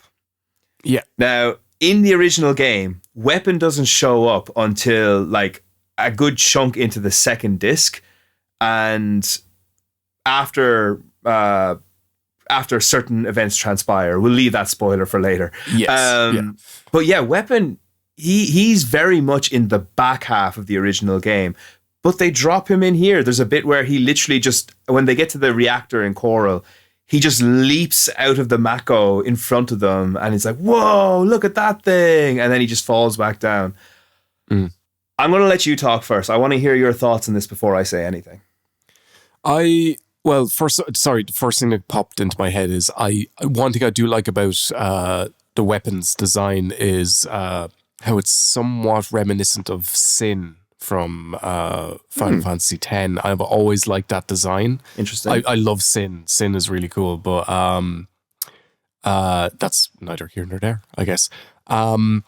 Yeah, it was weird. I think it pays off a little better later on in a section that we might differ in opinion on with Tifa.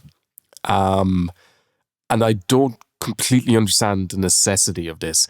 I think we're still going to be introduced to the other weapons later on, and they're going to be given another name, like Giga Weapons or something like that, to justify them being different.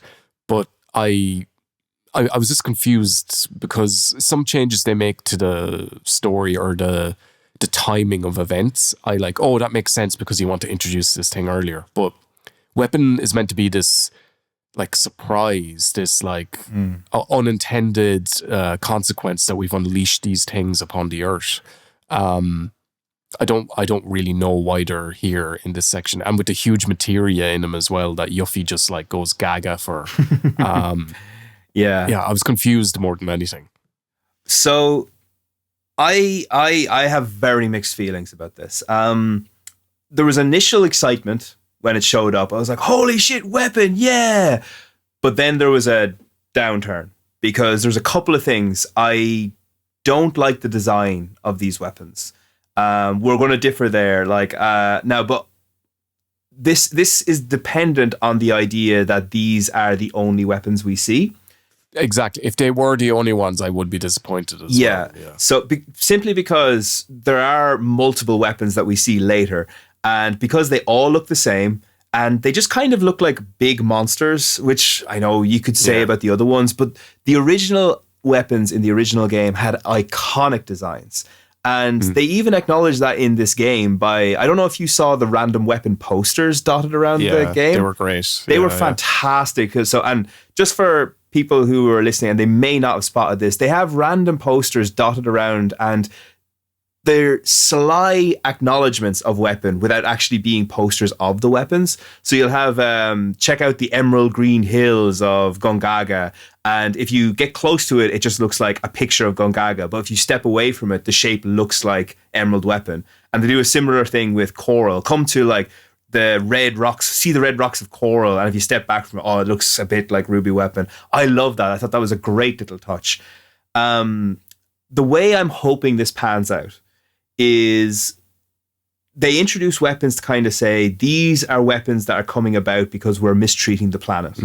And, you know, this is the result of lots of gradual little offenses we've inflicted upon the planet. So these are like baby weapons. That's what I'm hoping the situation is. And then once the big shit goes down that we know is going to go down in the next game, that's when the mommy and daddy weapons wake up. And we'll see them. If that's the case, I'm okay with that. But I'm kind of divided on whether we needed these guys to show up at all. The scene you're talking about with Tifa, I actually think you're wrong. I think we're going to agree on that. I do think that's a good payoff. So it's good for that, but I don't think we needed the weapons themselves to be a part of it, is the thing. Yeah, they're not 100% necessary. That scene could happen without them. That's fair to say, actually. Yeah. And then, of course, around this point, we have there's a scene in Shinra Tower as well, where Rufus and all of them are looking at weapon in the water. This kind of caused me a bit of worry, because when I saw the weapon in the water, I was like, is that supposed to be Emerald Weapon or something? But I don't know. It's divisive, and it all depends on how it pays off in the next game. I'm glad we didn't have to fight any of them, because I think that would have really bummed me out a little bit. There are a lot of points that we're making in this game where we're like, oh, that doesn't make any sense, or is confusing, or isn't very good in this game, but it might pay off in the next one. So the next one, there's a lot of checks it needs to cash, you know? Well, the thing is, we say that, but we said a very similar thing about Remake, and to this game's credit, a lot of the things we were like iffy on kind of do pay off. Now, there are exceptions, which we will talk about at the end, but like Roach, for example, is a great example where I think he paid off really well, and we were very iffy on him in the original game. So I have confidence now. I think that they're going to pull it off well, but we'll see, we'll see. Yeah, we'll see. But yeah, then we get to Coral. Then we get to Barrett's hometown. And man, I love this bit. I thought this was great. Yeah, it's, again, this difficulty it sometimes has switching tones, especially when you go from, oh, Barrett's got a new little chocobo friend that sits on his shoulder sometimes, to, oh, here's his trauma. I love the layout of the town, and this is where you meet the dog that you can play Queen's Blood against, so instantly 10 out of 10. 100%, yeah. And the visual design of it is pretty good, actually. It's meant to be destitute and all, and there's some... I don't know how much we want to get into to Barrett yet. We have the flashback to what happened in Corel before he joined Avalanche. And that's pretty much a one-to-one with the original. And it's fine. It does what it needs to do. I do have some slight issues with the payoff of all of this towards the end. Do you mean later on? Yes. Okay. Yeah, I think I might have similar feelings about that. But what I will say is one thing I kept coming back to in this game, because every time it happened, I couldn't help but feel that Barrett, I feel, is kind of the beating heart of this game. Like he's the he's not the narrative core, but I feel like he's the emotional core, because the worst shit happens to him in the last game and in this game. And for me, all the really emotional moments were kind of centered around him. And like the moment where the guy pours his drink over his head was a really great moment, because Barrett doesn't take that kind of shit lightly. So the fact that he is taking it is really intriguing. You kind of forget for a moment, like, man, like we know, because we've played the original game, we know what happened to him. But it's great storytelling there, because you're seeing this guy who hasn't taken shit from anybody up to this point, letting these people treat him like shit and saying, yeah, I can take it. It's okay. So it's great. I mean, this applies to the original game as well, but he's just a really well-written character at this moment. I think they play it very well, particularly his when they arrive at the entrance to the town and he gets confronted by the locals, and exactly what you said there. He's unusually stoic in the face of this, when normally he puts his sunglasses back on. Yeah, that's a big moment for him, and it's helped by the fact that Barrett's voice actor is one of the best performances in the game. I thought that about the original as well. Like, I think he's excellent. Well, like maybe my favorite performance by the actors in the game. And I don't know if this is a technical thing or an artistic choice, but his face is one of the most emotive. Yeah, as well.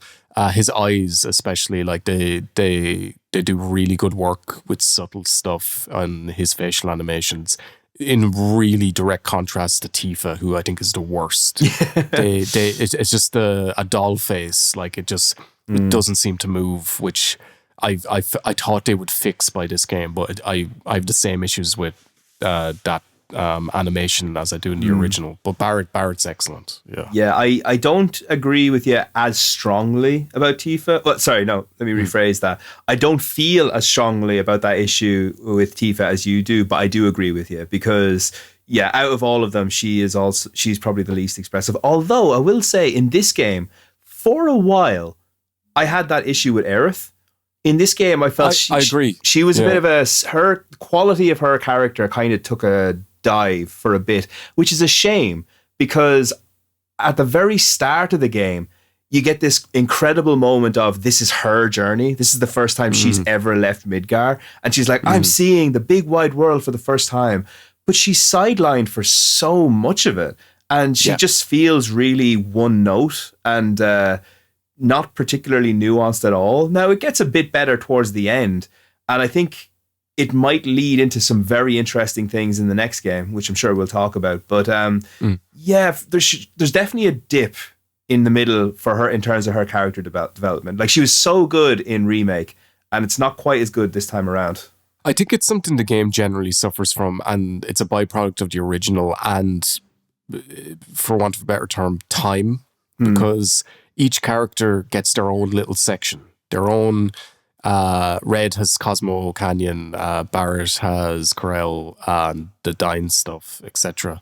And that's their arc section, where you learn about their past, they make a big profound choice, etc.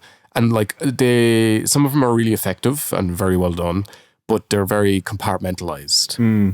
You fit into this, and then outside of that, it doesn't really affect them. They're just generally the same character they've always been. Unless they change Red 13's voice. That's the only thing that changes. Imagine they did that with Barrett instead. Like, he just had like, hey guys, how's it going? My name's Barrett. Exactly. But it would have been worth doing with Aerith throughout the entire game, because it is sort of her game in a way. She's the most important character in some ways. But she seems like an afterthought throughout a lot of it. That's why I really loved any scene where it was her. Like, do you know that scene in Costa del Sol where she's talking to Red, and Red's using his actual voice, but we don't know that yet? And she's talking about her destiny and like her anxieties and stuff. But there's not enough of that. I agree with you. It's not until the end when we get it all at once. It would have been better to be a true line. I think there's more focus on Tifa's development, and I think this is why I feel a bit better. Like, I think Tifa is better in this game than she was in the original one. But unfortunately, and this is something that it's annoying how many times we're saying this now, I think it might just pay off in the last one. But it's definitely better. She has moments where I was really engaged with her as a character, and it's unfortunate because you're trying to... The whole way through the game, we have certain facts and certain ideas of what's going to happen towards the rest of the game, or how it's going to end. So we are kind of thinking, who should we really be focusing on in terms of how their story is going?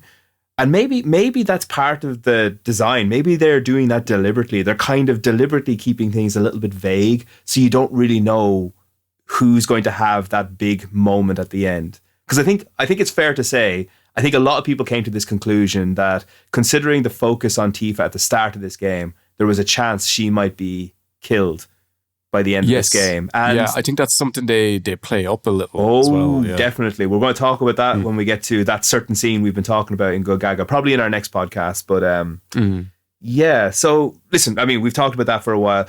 Next section, and this is probably the last section I think we're going to cover in this one, we get to the gold saucer. Now, I will say, I love the intro. The intro to the gold saucer was, again, very camp, very over the top, very dumb.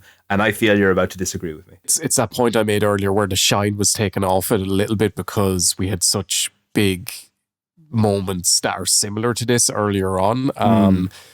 And like again, it's that tonal thing where the guys, the party get there and then they're suddenly part of a dance routine and then Cloud's pulled aside to do the boxing thing with Dio. I don't hate it. Like it's good. Like, to be honest, Gold Saucer was my favorite part of the original. And I did enjoy it here. There's some really, really good stuff and there's some not so good stuff in it. But listen, it did need a big introduction in a way. It would have felt weird if they just walked into it and then you're like, oh, go play some mini games. So yeah, I understand why it's there, I guess. I really like the focus on Yuffie at this point. And actually, we should probably talk a little bit about Yuffie as a character, like as how she fights before we go into the Gold Saucer, because we'll be getting into that. This was introduced in, as you mentioned, Intermission, and she plays quite similar to that, but she has a couple Intergrade, sorry. Is it? Intermission's a Irish crime film from the noughties starring Cillian Murphy. No, that's what I mean. I think Yuffie was particularly good in that Intermission movie with Colin Farrell when she drank the brown sauce. Yes, I agree. That we have really alienated a couple of people now with that reference. But that's a deep cut. Yeah. Yes, 100%. I really like the way Yuffie played in Intergrade, and she's more of the same here. She has one or two extra moves that I thought were fantastic. In particular, the fact that she could change her elemental ninjutsu. Great addition. And her cloning move. The fact that she's mastered cloning, and this is not... It's not a big deal. It's no big deal, whatever. Like, yeah, I can clone myself. That's fine, cool, whatever. It's like, you could solve so many problems. If she did that to certain party members, there would be no emotional core at the end of this movie. Anyway. That's true, yeah. But she plays well. Like, she's very powerful, actually. Like, I think I used her through a lot of the game, and when the party splits up at several sections, she would be my go-to person in that party if Cloud wasn't in it as well. She worked really, and the fact that she can switch really seamlessly between ranged and close combat as well was very useful for a lot of battles. Yeah, and I think that's her main appeal as like a battle member. The fact that like she can do ranged attacks and close attacks so well, and even it's like she's kind of an all-rounder, but with a bit of an emphasis on speed, I think, is kind of the way she's being posited. I think she's quite good. And I have always enjoyed Yuffie as a character. I know a lot of people hate Yuffie in the original game, largely because of how difficult she is to recruit and also the fact that she steals your materia. That's so annoying. It's such a bad way to introduce the character, but yeah.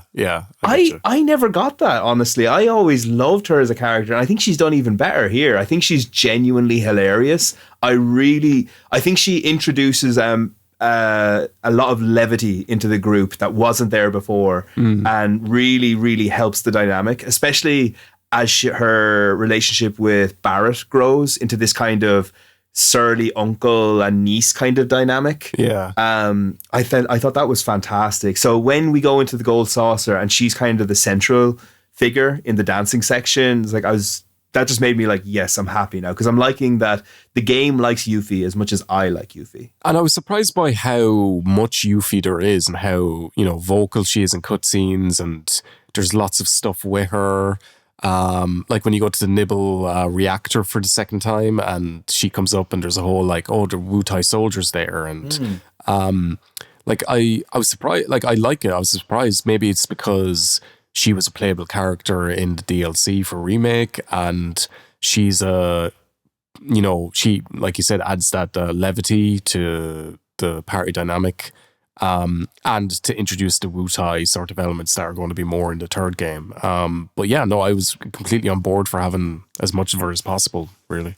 Incidentally, were you surprised that Wu-Tai wasn't in this game? Because I thought it was going to be. No, I had a pretty good feeling that they wouldn't, because they needed some stuff for the end. And if you think about it, like, we're going to be revisiting a lot of sections. We'll probably get into this at the end of the podcast, our predictions for the third game. But like Wu-Tai and the Northern Crater and the snowfields and all, that's the only new sections, really. Am I right? Like, there's Medial and stuff, but like, in terms of places that could be big open worlds, those are the only options, really, aren't they?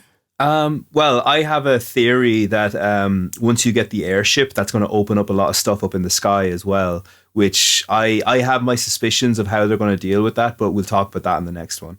In the sky? Like a Tears of the Kingdom style thing? Or Well, not quite, but just the fact that I think the Highwind could, in and of itself, be a bit of an area that you can explore, like as a town. Yeah. And I think that might not be the only one. And also, let's not forget that you do have underwater as well in the final part, which could also have a and like in the original game, very, very like brushed over. It's like, this is one section that you barely ever need to revisit again. They could change that up for the final one, I think. Okay, yeah. But that's interesting. Yeah, those are just theories. But the reason I thought that Wu-Tai was going to be in it was in the trailers, there's two hints. First of all, the fact that you see Don Corneo again, and the only time he shows up again in the original game is in Wu-Tai. And the second reason I thought was because when you saw Gilgamesh, it takes place in a very Oriental style location. And I was like, this is Wu-Tai, clearly. I thought it was Wu-Tai. Yeah. Am I wrong? Is it not Wu-Tai? It could be. I always just took that as a dreamscape kind of situation, but I don't know. Okay. But anyway, yeah, Gold Saucer. What did you think? I mean, I know the mini games, we've already talked about how they, again, kind of kill the pace. This is probably, the middle section is probably the worst in terms of mini game fatigue. This is probably where it's at its worst, because you're like, I just want to keep the thing going. Yeah. But let's talk briefly about the games themselves. I did like the fact that you could play the motorbike game again. I enjoyed that in Remake, and I enjoyed it here. It's my favorite mini game of them all. It's the one I'm actually somewhat decent at. So I really enjoyed it. I think it's the only one. What about the Michael dance? The Michael, well, that goes without saying, like as the inventor and proprietor of it. But it's the only one I got the highest ranking on everything for. Okay. I really enjoyed the bike mini game. I wouldn't care if they shoehorned more bike stuff into the third game, to be honest, within the main plot, just because I really enjoyed those sections. That's how you get to the Northern Crater on a motorbike. Everyone has to ride all the way down. Instead of the snowboarding game, they just strap snowboards to the wheels of the motorbike. That'd be sick. I did like the fact that they had a sign for the snowboarding minigame saying coming soon. I like that too. I thought that was a nice touch. Yeah, I like that. The other ones, they're kind of not a mixed bag. I don't think there's any really bad ones. The worst one, in my opinion, is the Speed Square one, where they've changed it to a instead of a roller coaster, it's a kind of, you're in a spaceship, and it gave me very strong Buzz Lightyear vibes, because I think they even say, "Come on, Space Ranger," and I was like, "Fuck." Yeah. Okay. It's that sort of thing. And it's basically a Star Fox ripoff. Yeah. The minigame itself. Yeah. It's fine.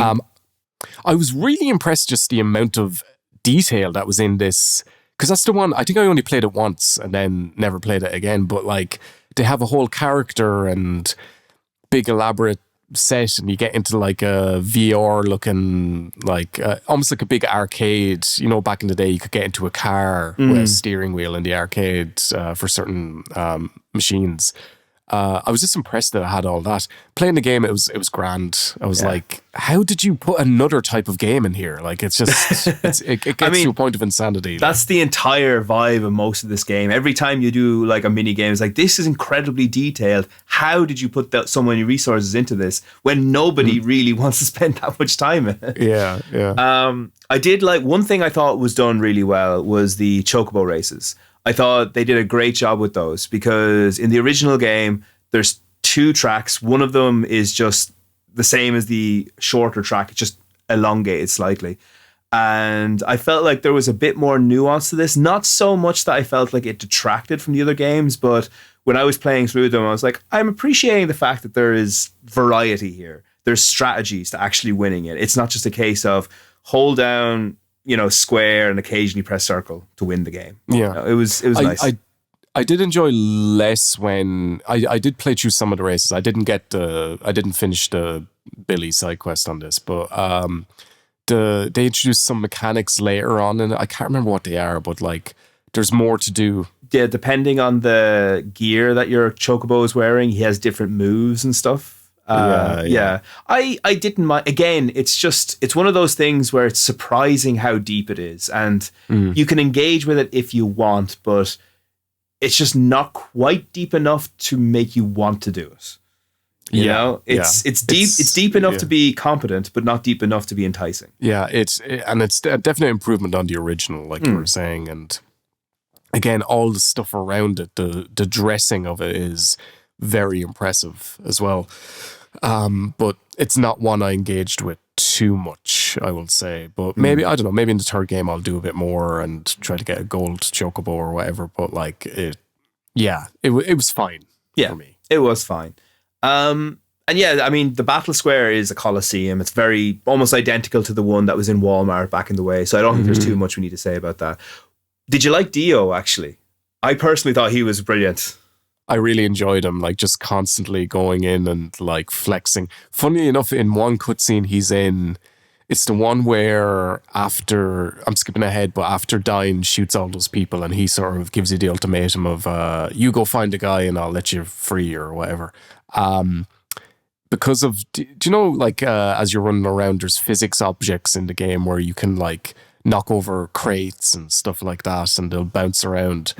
I had ran into the cutscene and dragged a plastic box with me on my feet, and it kept banging around in the cutscene and people would walk into it and it would just flip and do things. So it was like I was like, wow, these are happening in this. I was even though it was like a weird glitch, I was strangely impressed by it. But sorry, Dio I thought was amazing.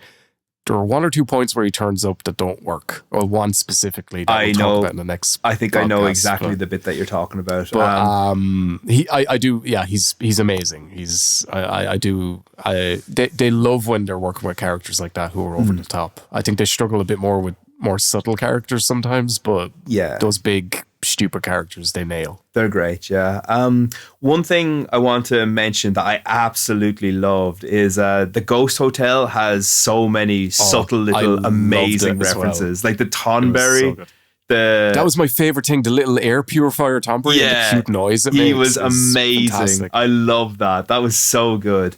I love I think there was more in the Ghost Hotel. The Tonberry was the one that really hit me. That was like, that's so cool. I love that. I think there was something that made a really funny noise as well. I can't remember. Well, there's various things, like there's if you go over to the bookcase, it'll throw a book off, and if you open the chest in there, big googly eyes on springs pop up.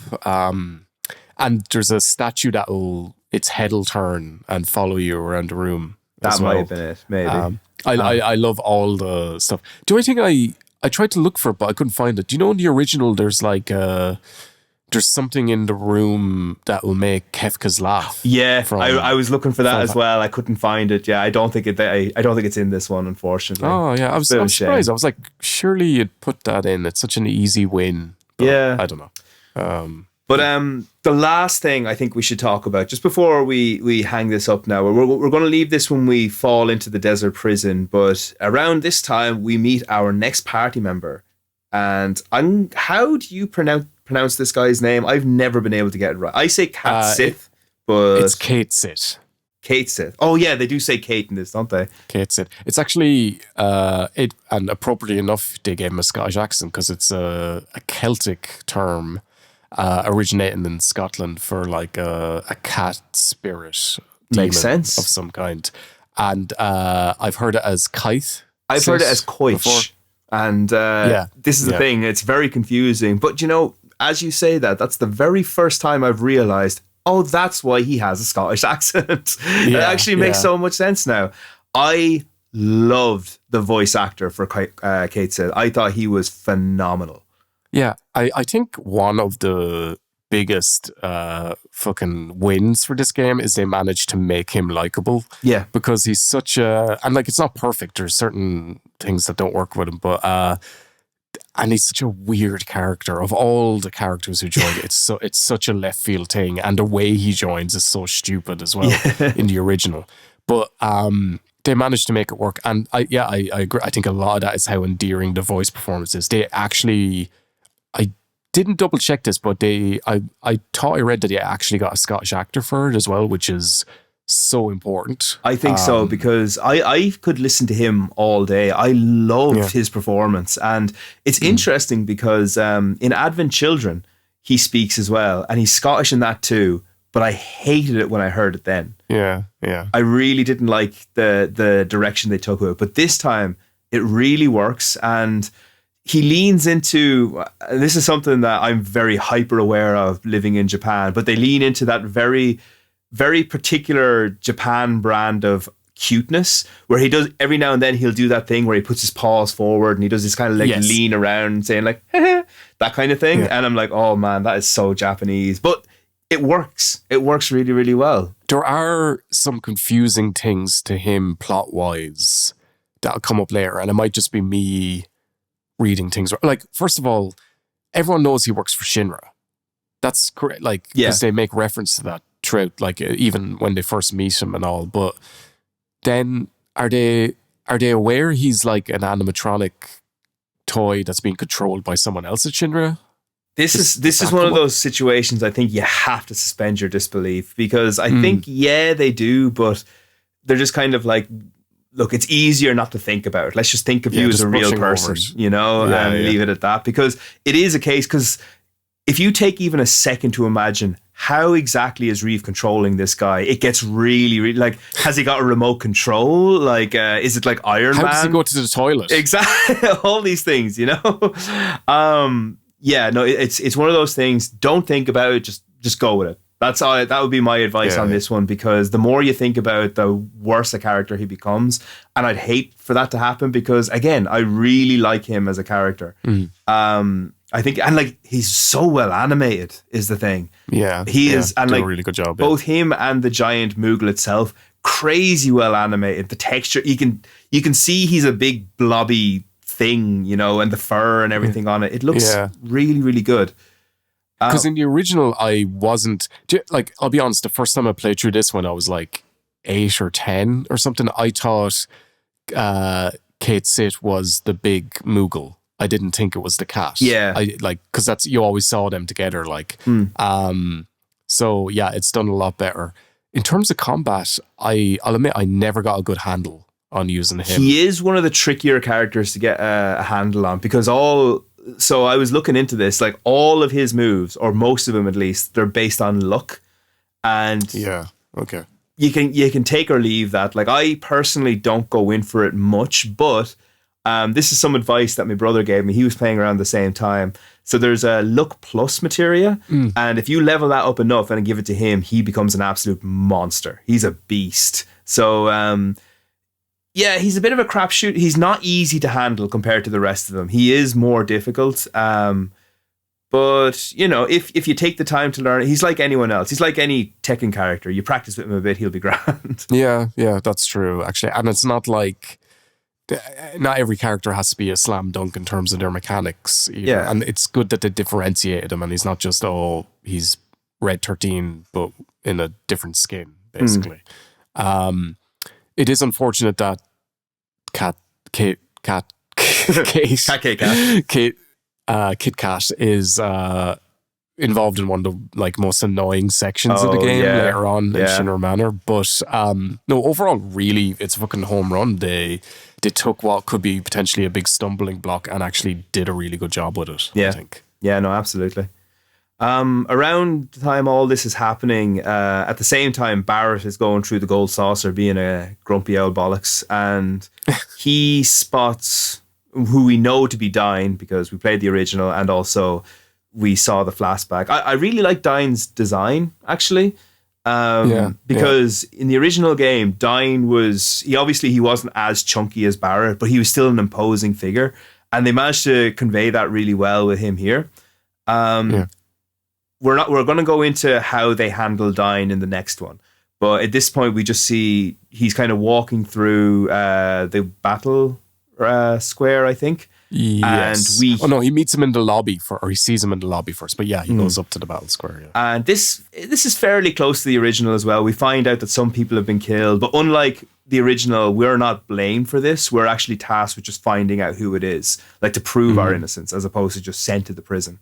And yeah, that's when we get sent down to the desert prison. In one thing, just one point is, I do think they sort of messed up by giving us that scene of having Barrett see someone walking through who's suspicious. Like, I think he sees Dine with like a cloak over his head or something like that. And I think you see the gun arm as well. Yeah. So then when the scene happens and you hear, oh, somebody with a gun arm shot all these people, we as the audience instantly know it's not Barrett.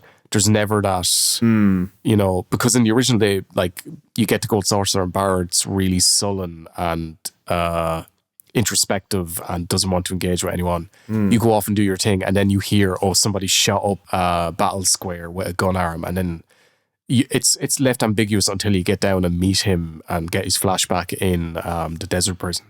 I think it was done better there. I don't know why they removed that ambiguity in this one. The only thing I can imagine it would be is just the fact that they assume everybody playing this knows that already. Now, I don't think that justifies it, because I think it still would have been better to do it that way. And actually, one of my favorite bits of that, as what you're saying, you always have that doubt, and then when you finally meet him, you're saying, "Come on, Barrett, we gotta get, you gotta tell us what's going on." And there's a great moment that, again, hampered a bit by the technology, where Barrett very slowly raises his gun arm and points it at you. And then he starts shooting, and you find out he's actually shooting someone behind you.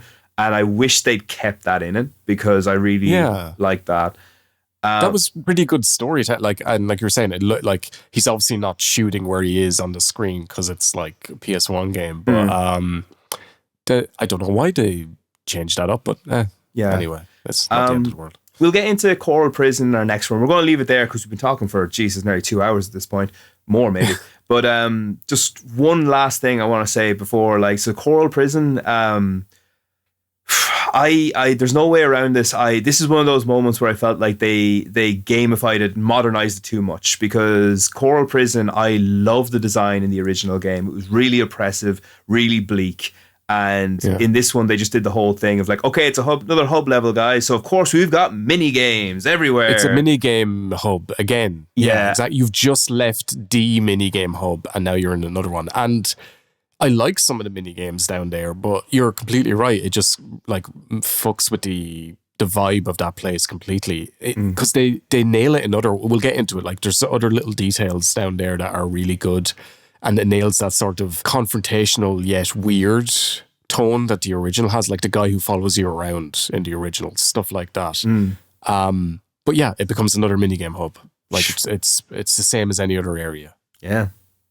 Man, I hate to break this to you, but I think this might actually be 4 podcasts instead of 3. It's like, it's taken us a while to get through these.